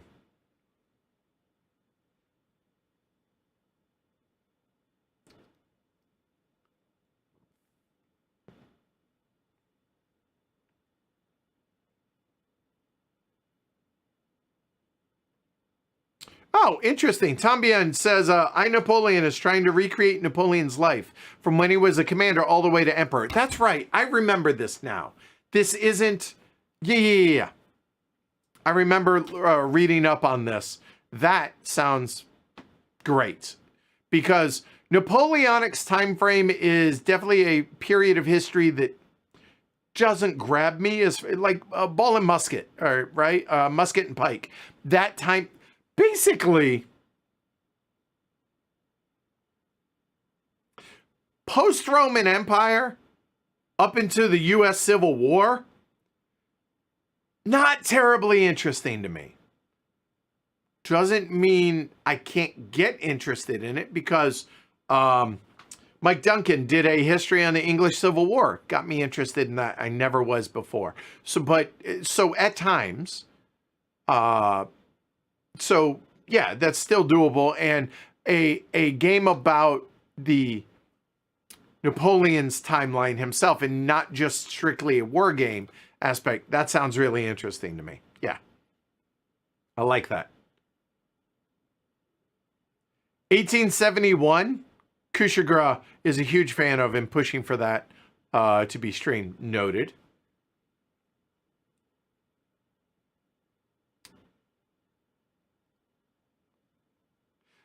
Brianna says, no picture as I was driving. Good to be safe. Thank you. But it was in the neighborhood, so I might see him again. I hope you do. And also, find out how they have greyhound puppies, because that's just never something you ever see in a non-breeding for racing stock environment.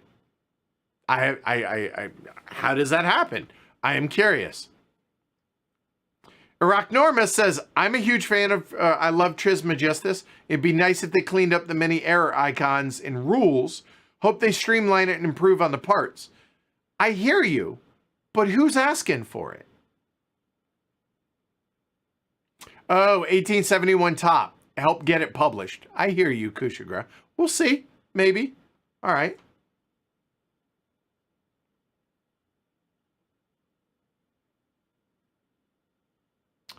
Swam Clutch, do you still keep in contact with any of the old Denver HC crew? When they show up on streams, but outside of that, not terribly. Kind of moved on from that part of my life, I would argue. So, Banker Dave chimes in on occasion. That's great to see. I miss him. Kushagra says, I can legit give a 30-minute presentation on the greatness of 1871 top. I'm not asking for that, but I appreciate it and noted. I will take it under advisement. Thank you. Somewhat well known, BIG says, I've been intrigued by Soldiers and Postmen's uniform for some time now. What are your thoughts about how well it holds up to repeated plays, given that there's a strong structure in the game? I mean, it's a tower defense game, in a sense, with a really great in that it makes you interested in history, maybe, theme. That would fall under the, I really like it, but it's not a game I need to revisit often. But I think the replayability is there, especially for the variable ways you can scale the difficulty. And it's pretty simple, relatively speaking, to run the game. So, I mean, we streamed it, right? So, yeah, I think it would hold up to repeated plays. I think so. So hopefully that answers that. Fred says, I'm impressed with your fortitude. I expected to be watching a replay, and here you are still. Again, it's out of respect to y'all. If you're going to take the time to ask the question, and it's a question that I can answer, then I feel like I owe it to you, if you're watching, to answer the question, provided I still have time to go make dinner, which that is coming to a quick end here very soon. Hey, Robert, California 2 just subscribed over on Twitch. I appreciate that. Thank you very much. You have a free Prime for those of you that have Amazon Prime, which I assume most of y'all do. You have a free subscription every month. Twitch gets 50%. I get 50%. That's a good way, and it's free for you to do it. So I would appreciate that. That'd be great. Head on over to twitch.tv/Heavy Cardboard. Subscribe, right? So thank you. All right. Private Vendetta. Fun story to lighten the mood. Yesterday, I went to a tattoo parlor to pick up a used copy of Blood on the Clock Tower for the gaming group at my local church. That's awesome. Not where I thought that story was going to go. Tattoo parlor. Pick up a used game for Blood on the Clock Tower for a gaming group at a local church. Like, there's a lot to unpack there. That's fantastic. Tropical Penguin. I hope you're enjoying the beautiful weather today. Hi, Edward. I'm wondering if you're still in touch with the old crew. Right, I just answered. If there's potential, play a game with them again. I mean, for some of them would be welcome back. Some maybe not. Some of them would be welcome back if they ever wanted to. So, there you go. Hey! Oh, there's a hype train going on over on Twitch. We haven't had one of those in a while. Awesome. Thank you. Cousiness subscribed over on there on Twitch. I appreciate that. Thank you. Red Eye Ghost. I love Trismegistus. I had some graphical issues, so in that regard, a new edition would be nice. I don't think it needed it, but anything that gives it more exposure is a good thing. Very underrated. Maybe I need to revisit this then. I can't read that. It's Natakis Board Gamers. Just followed. Thank you. We're having quite the day over on Twitch. All right. Wow. M3. Just subscribe with Prime. See, it costs you nothing. You can do this every month. I appreciate it. Costs you nothing. Taking money from Amazon, giving it to us. Win. Everybody wins in that. Because Amazon doesn't need the extra, right? On that note, if you do want to go the extra mile and go to patreon.com, keep in mind, we get upwards of like 87% from Patreon. We get 50% on Twitch and YouTube. Know that. So the free one, do on Twitch for sure. But we get a bigger percentage of that over on Patreon if you're wanting to go above and beyond. So just know that. Okay. Let's see. Reed says, I wish you guys would do another stream of Brass. There isn't many good ones on YouTube. I mean, I still hear about how good Fowler's Teach was on that. So, I mean, we could do a stream just to play it. It's not going to be hard to get anybody in our group to do it. Just not going to teach it again because that's as good as it gets for a teach. So, yeah, I hear you. Robotrick, Nikosu Dice, Yokai Septet. So those are some of the more modern trick takers. I agree with Nikosu Dice for sure. That one I remember. The others I don't. But doesn't mean they're not good. Just means I've slept. The Colonist expansion, like the one from way back, or is there a new one that I am unaware of? Help me out, Bushman. I'm not sure. Is there a new one for Colonists?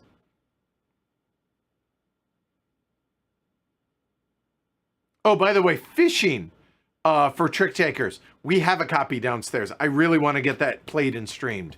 Yes.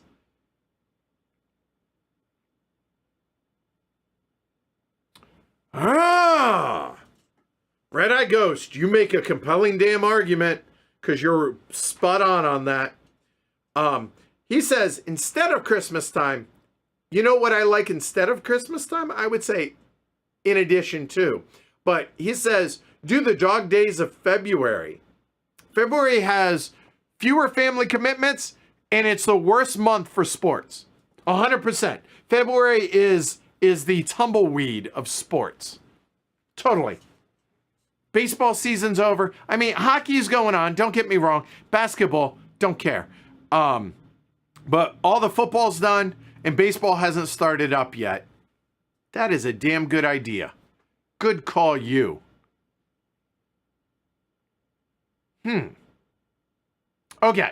Shrey says, newish to me trick takers that I rate well. Robo Trick, the green Fivra, right? I remember those. Magic Trick / Xylotar, also good, yes. Fixer, haven't played it yet. Seven Prophecies, Trick and Trade, and U Chronicle. And Nikosu Dice. There you go. Awesome. All right. Oh, Paul says, got Terminus to the table, finally really liked it. One of the players didn't like that you could take development tokens after they put out the tile. Should have said plan better, but I didn't. No, it's okay. You can. You know, you just hand them you don't even have to say it. You just hand it to them and be like, here you go. Just say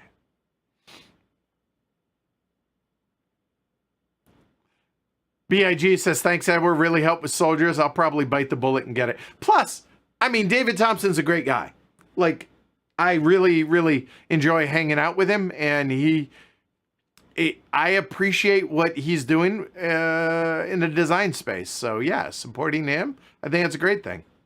And also, if you do buy it, let DVG know, because that helps us that you saw the stream and all that. I know, having to renew the Amazon Prime over on Twitch every month, it's easy to forget. You know what? Maybe on the first of the month, I just like make a big to-do about that. Hey, go do this. I could do that. That way you don't have to remember. I do, and I just ping you for it. That'll work.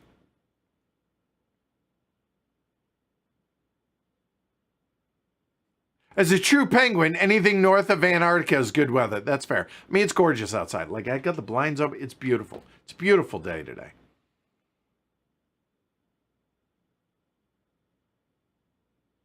Oh, Scott and Robert say Trismegistus is my favorite of the tea games. I had no idea Trismegistus had this level of following. No idea. Hey, Mom Gamer. Hello, hello, hello. What have you cooked lately? As soon as I leave here, in fact, before I was here, I actually had to go to the grocery store to get the fixins for Skyline Chili. So I am making from scratch Skyline Chili. It takes 1 hour, almost to the minute. Well, an hour and like 7 minutes to mix everything and whatever. Hey, PGXT just subscribed with Prime. I appreciate that over on Twitch. So Skyline Chili will be the most recent. I whipped together like a baked chicken and mashed potatoes and steamed broccoli, and a certain someone, aka the boss, was like, and this was like 20 minutes. I was like, yeah, I just used leftovers and it was great. And yeah, so I really love cooking. I really do. I just will never cook for myself. I will only cook when there's others, whether that's the boss, the kids, friends, whatever. By the way, for all the local group here, we really need to do a potluck one Saturday. I mean, fall seems like a good time to do a potluck. Feels like potlucky weather. We should do that. Just saying. Natoka's board game says, hi from Germany. My favorite tea game is Tabanusi. There we go. By the way, Terminus, not a tea game. Starts with the letter T. Okay, Fred says February is college basketball. Yeah, I get that, but there's not the following until we get to March Madness as there is for football and baseball. Just saying. And less family commitments. I mean, Red Eye Ghost was not wrong. Okay, in Europe, football is just getting interesting, i.e. soccer. Yeah, okay. That's fair. That's fair. Spot, very late to the party, but you made it, and that's what matters. So thanks for coming in, Spot. Maybe this was asked. Any Unconscious Mind playthroughs in the future? Apparently, John's got a copy coming, so yes, apparently. Hello, Jeff. By the way, it is not Jeff. It is before Jeff or Jeff Eve. That's me trying to make jokes. I found that funny. I don't know if Jeff Eve will, but I did. So thank you, Jeff. How many ways are you having the chili? We're doing a 5-way for the kids. So what is that? Spaghetti noodles, so angel hair pasta, Skyline, a mountain of shredded cheese, onions. What is the 5th? What am I missing on the 5th?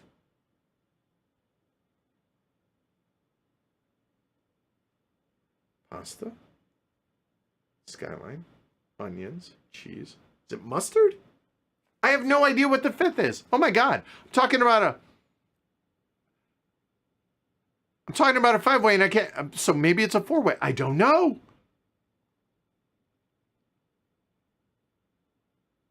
Paul, I was in Seaside last weekend. I believe we're talking Seaside, Oregon.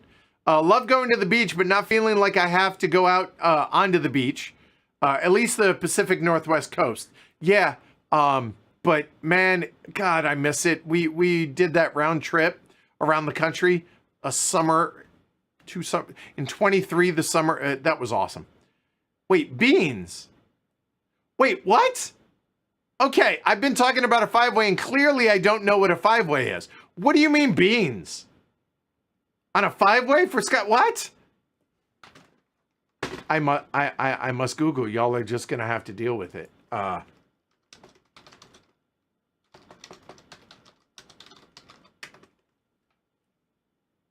What are the 5 ways? Spaghetti and chili, cheddar cheese, onions, or beans. What kind of beans? I don't know this. So clearly it's only been 4 ways I've been doing. I've been lying to you and not knowing it. I am so thoroughly like, okay, hold on. Let me look at this. I don't care about the, in oyster crackers. See, I would have guessed that. Okay, hold on. What kind of, okay, this is a weird recipe that I'm looking at, but does not mention any bean. I had no idea. What? Celery? Bell pepper? What kind of recipe? No.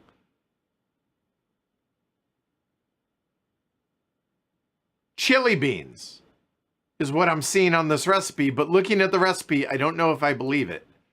Wow. I had no idea. All right.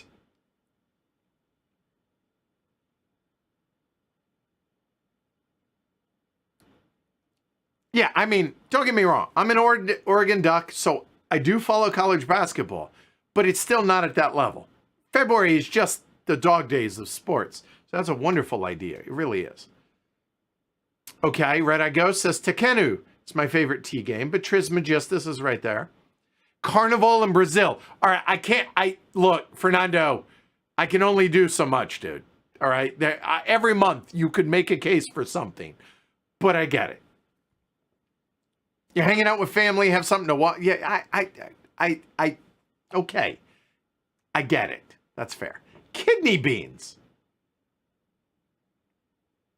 Attila, go back. I talked extensively about Stressbotics on this. And also, if you're a patron, you're going to see Stressbotics on the show tomorrow night.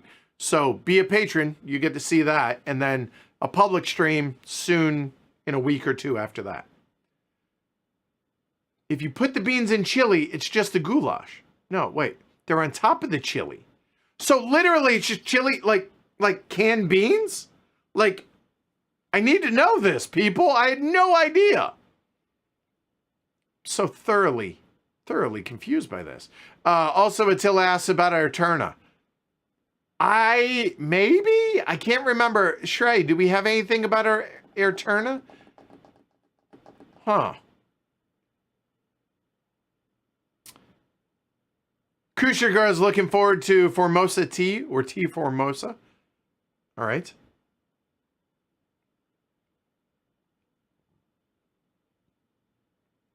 Shrey says a Gallup poll for American favorite sports to watch. It's football, far and away.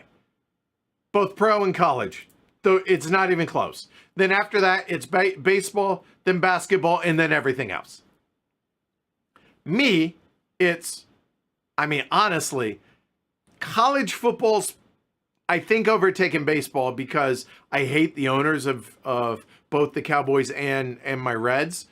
And I probably follow the Reds closer than I do the Canucks, but it's close.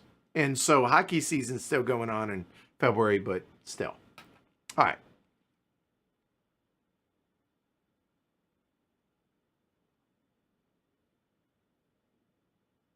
Pasta, skyline, onions, beans, cheese. So I guess I got to run to the store and go try the kidney bean. I had no idea. No idea. thank you. Thank you. I have been ignorant until this today. So thank you, everybody, on learning me about Skyline. I have caught up to chat. It only took me 3.5 hours. I do have a couple of questions from Slack. I'm going to power through those, and we got to wrap it up. So, Albinork, what low player count Age of Steam maps do you prefer? I mean, not to be a smartass here, but honestly, any map at the right player count is a map I prefer. But I mean, the Seattle Metro was pretty great for solo. Full disclosure, haven't played a lot of solo or 2-player maps. 3-player, the Moon is still the go-to. And there's Montreal Metro is also great. And probably some of the more newer ones that I can't think of off the top of my head, but those are always the go-tos that I think are great at that player count.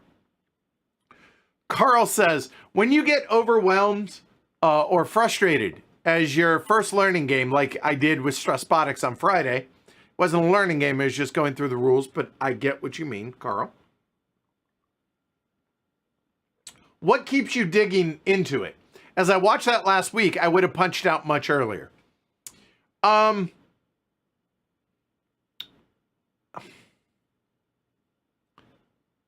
Stubbornness, partially. Partially, it's I'm not going to let the game rules beat me, even if the rule book sucks. And partially is, in Stressbotics specifically, I had followed loosely the game for like 5 to 7 years. So I was like, no, I'm going to get through this. I'm going to figure it out. But also, I feel an obligation to the show. Like, I need to delve into this and find out maybe, because God knows we've all experienced this. You've gone through a rule book and you're like, this seems really hard.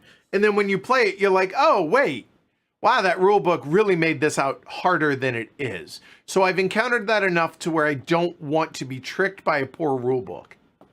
So that is a mix of all the reasons why I want to stick with the game. Have I ever? This isn't a challenge for designers and viewers, but I don't think I've ever given up on a game due to the rulebook. I've given up on a game because it sucked. There's one in particular, I'm not going to mention it, that I played it 3 different times thinking, God, we got to be missing this. If you're part of this group, you probably know what one I'm talking about. And I was like, I will not stream this. This is just an abjectly bad game. No. So I punched out on a game because the game sucked, but not because of a rule book sucking. That's my job. And the rule book sucking is job security. So maybe I come at it a little bit differently, but also I've been tricked enough by a bad rule book making a game out worse than it is or harder. So there you go. That answers that question, I hope, Carl. Steven asks, with the not seeming, but huge number of games that keep coming out, facts, and a lot of them lifestyle games, or at least games that need a lot of plays to get the depth, how do you decide which ones are the ones to slip? Gone are the early days of the hobby where you could reasonably count of enthusiasts all having similar play history. I mean, like, for me, if you're talking, hell, let's take Through the Ages. I mean, the app helps with that. I get that. But there are people out there, Red Eye Ghost, that have 10,000 plus plays of it. Like, that's a comical number to me. I'm not disparaging. I'm in awe of it. I'm never, like, if I hit 6, that's a big ass number, right? So, like, Tigris and Euphrates, Twilight Struggle, games that have massive followings, NE18XX, where I've just kind of gotten over a little bit to basically say to anybody that has a problem with, or that, oh God, you played this, you're an idiot, you played this wrong, you should have. congrats, bro. You're an expert. I'm not. So those type of games, like we as a collective group here, we're never going to be experts at these games. We're not trying to be. I don't want to be. The closest thing we have to that is like Shrey and Martin the Elder at Race for the Galaxy, or Ken for Twilight Struggle or Through the Ages. But even so, those are the exception to the rule. Like, hell, I've played Age of Steam, I don't know, probably close to 100 times at this point. I've played Dominant Species over 25. But again, those are the extreme examples of that. And that's just the outliers. So how do we decide what are going to slip? We just try and play a bunch of games that we think are going to be either fun or interesting, even if not fun, and present them to y'all. Games that we enjoy more that have enough in them: Oath, Arcs, Through the Ages, Age of Steam, Power Grid. They either have a bunch of expansion maps, different ways to play them, and we all really enjoy them. That's how we choose it. But we try and play a wide swath of the games that fit the medium and heavy and go from there. And it is what it is. But we're never going, like, I'm never going to play Tigris and Euphrates more than a handful of times, and I'm never going to get great at it. Same with Twilight Struggle. It's just not, given what I do for it, it's just not going to happen. So that's how. Ben, recommendation. Oh God, help me out, people. Recommendations for 6-player games that play in around 2 hours or less, accounting for socialization. So maybe more like an hour, hour and a half.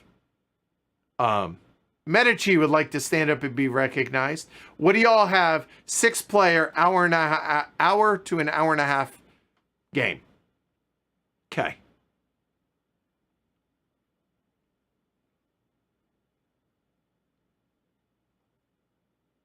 All right, let me catch up with chat now.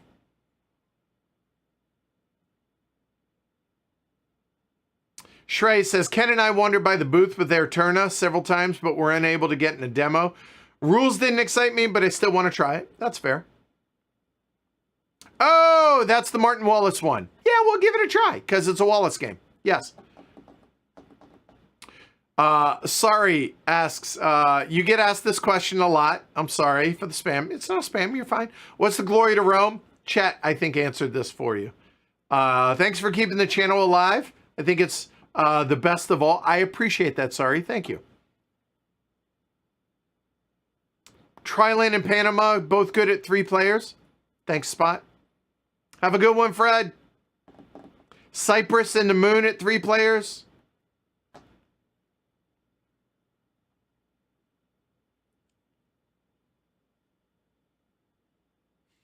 Everybody in chat explain that for sorry. I appreciate that. I do not track my plays. Well, I mean, go back at the history of the channel. That's what I've been playing. There's a part of me that wants to start tracking them. But every time I think about it, I'm like, I got enough on my plate. Do I really need to add that to it?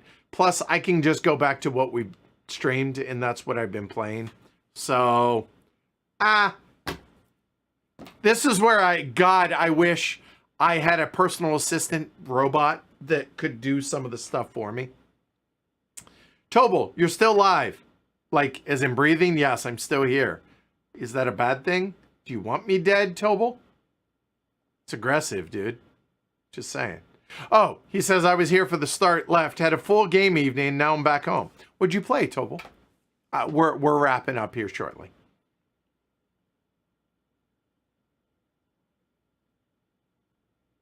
Speaking of train games, any interest in Lost Atlas? Go back, we answered that.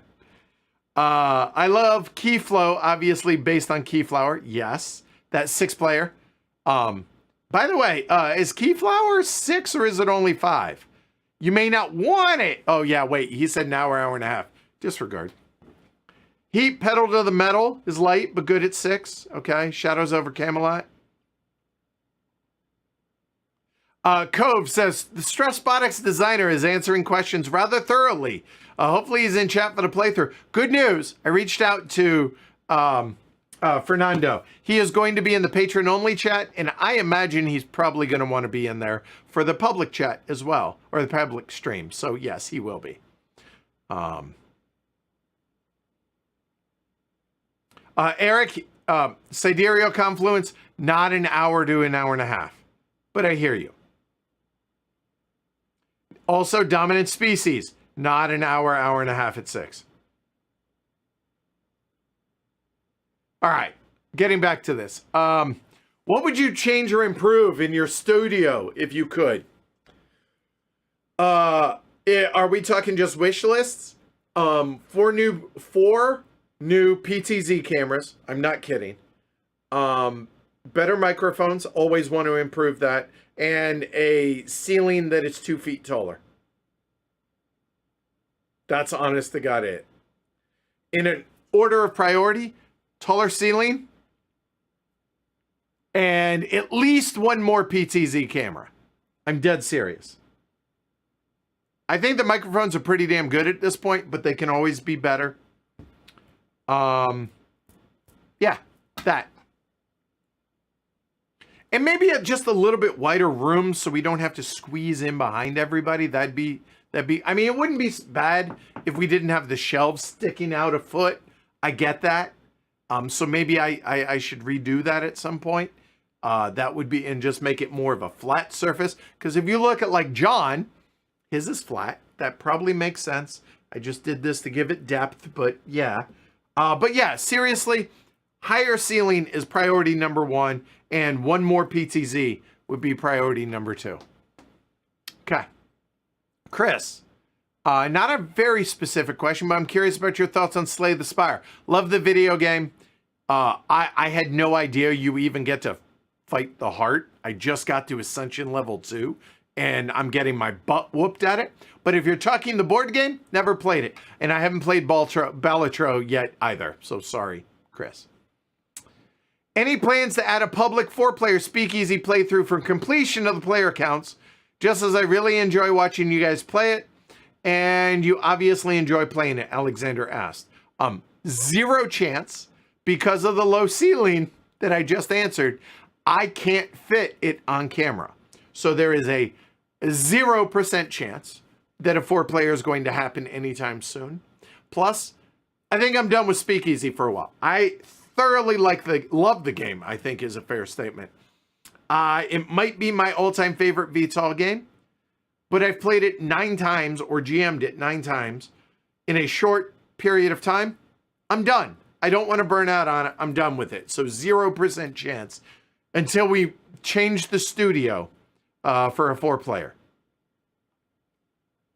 What games am I looking forward to most to be streamed by HC this year? I think I've answered that throughout the course of the stream. And Bob, how has your relationship with board games changed after having chosen to make them a part of your how you make a living? If you could change anything about your current relationship with board games, what would it be? I'm happy with it. Honestly, I don't mind that all my game playing is for work because it still feels fresh. And when I need to take a break, I take a break. That's the biggest benefit for doing this for a living that this allows me is, you know what? If I don't want to stream for a few days because I feel like it's becoming an absolute slog, and that's not good for y'all because you can see it. I wear my heart on my sleeve. Y'all can feel it from me. And that's why I know you're concerned about the advent of Christmas gaming. But I think it would be a fun thing to do. Even if there are going to be nights where it's going to be a trick-taking night. And that's really easy to do. So it's going to be interspersed. It's not all going to be Through the Ages one night, Arcs another night, Stressbotics another night. It's not going to all be that. So I can do self-care for a short stretch for that. So there's that. But I love the relationship I have with board games. to where it still stays very fresh for me. I wouldn't change anything about it, honestly. How has it changed? I don't ever game for fun, because even when I'm gaming for fun, if I'm doing it, it's going to show up on the stream the next time we play it anyways. And I'm okay with that. And that was Bob. Sergi asks, Sergey, sorry, asks, are there any plans to stream España 1936? Pretty much enjoyed the previous patron-only streams. Yes. I'll be perfectly honest. Ken and I have played España 1936, the original version, twice, patron-only. And it's fine. It's just doesn't excite me. Nothing about that game, other than the interesting history behind it, has me champing at the bit to play it. That's the biggest problem with that game for me, is like, I just don't feel excited to play it. Look, it's my job, yada. You guys aren't always excited to go into work. I get it. But, I mean, I have this. These, I'm excited about. But España 1936, the history of it and learning about it was interesting, but the game is fine. And so it's 100% on me that I've been dragging my feet on that. When Ken's available, because he's on sabbatical, so he has the time. It's totally on me. And you know what? I'll just rip the Band-Aid off. I make it sound way worse than it is. I'm playing games. It's not that bad. It's just, and I'm like, oh, you want to do Stressbotics? And he's like, yeah. So like, soon, to answer your question, Sergey. Okay. So, anyway. All right. Oh, sorry. Red Eye Ghost is only about 4,000 plays of Through the Ages. It was somebody else that was about 10,000. Apologies. Sorry. Oh, Carla says, just wanted to say how much we appreciated your teaching notes for the hunters. Now that's something. That is something that I would maybe be interested in redoing. So I stopped doing scripts or teaching notes for these streams, for the teaches, because what I've learned is I tend to hit a bit of a, like the way I've taught games has evolved. And now what I've learned is, like, when we did the recent stream of Ground Floor 2nd edition, I actually have my script in the box and my teaching notes. I'm very thorough. I did a really good job when I made them, but I don't necessarily teach that way anymore. I used to use them to teach, but now when I try and go back to it, it's different from the way I teach now. So let me ask y'all, is that a perk for being a patron at a certain level that y'all would find value in? If I took the time to write out the teaching, the way I go about teaching, or like to have the actual notes on that? Or is it enough that y'all can go back and watch the stream when I teach it and then use that to teach your group? I'm curious. Is it worth the effort? And would you find value in that? That would absolutely be a patron perk for sure. To get back to that.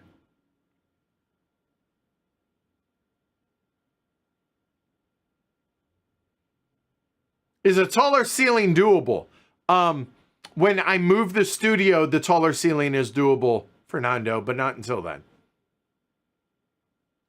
Shrey says, yes, please, let's do another Chick Taking Night soon. There are several on my list to stream. Dude, let's do it. And that's a super... Hey, here's the thing. Do you want to do it before December, or do we do a couple of those during the December thing? I'm just thinking. Here, help me plan this, Shrey.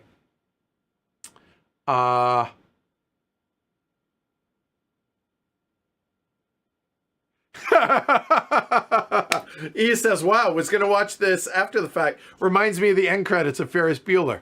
Have y'all known me to not do these short, or to do them short ever? No, me either. Oh, yeah, we did. Rebel Princess was a lot of fun. I remember that as well.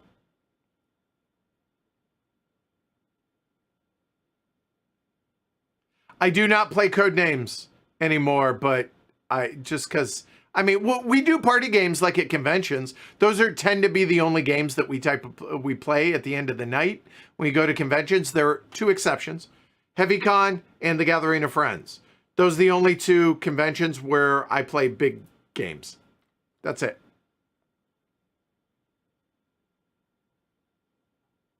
A lot of people listing games for, what was it? It was Ben's suggestion. So Ben, go read the comments.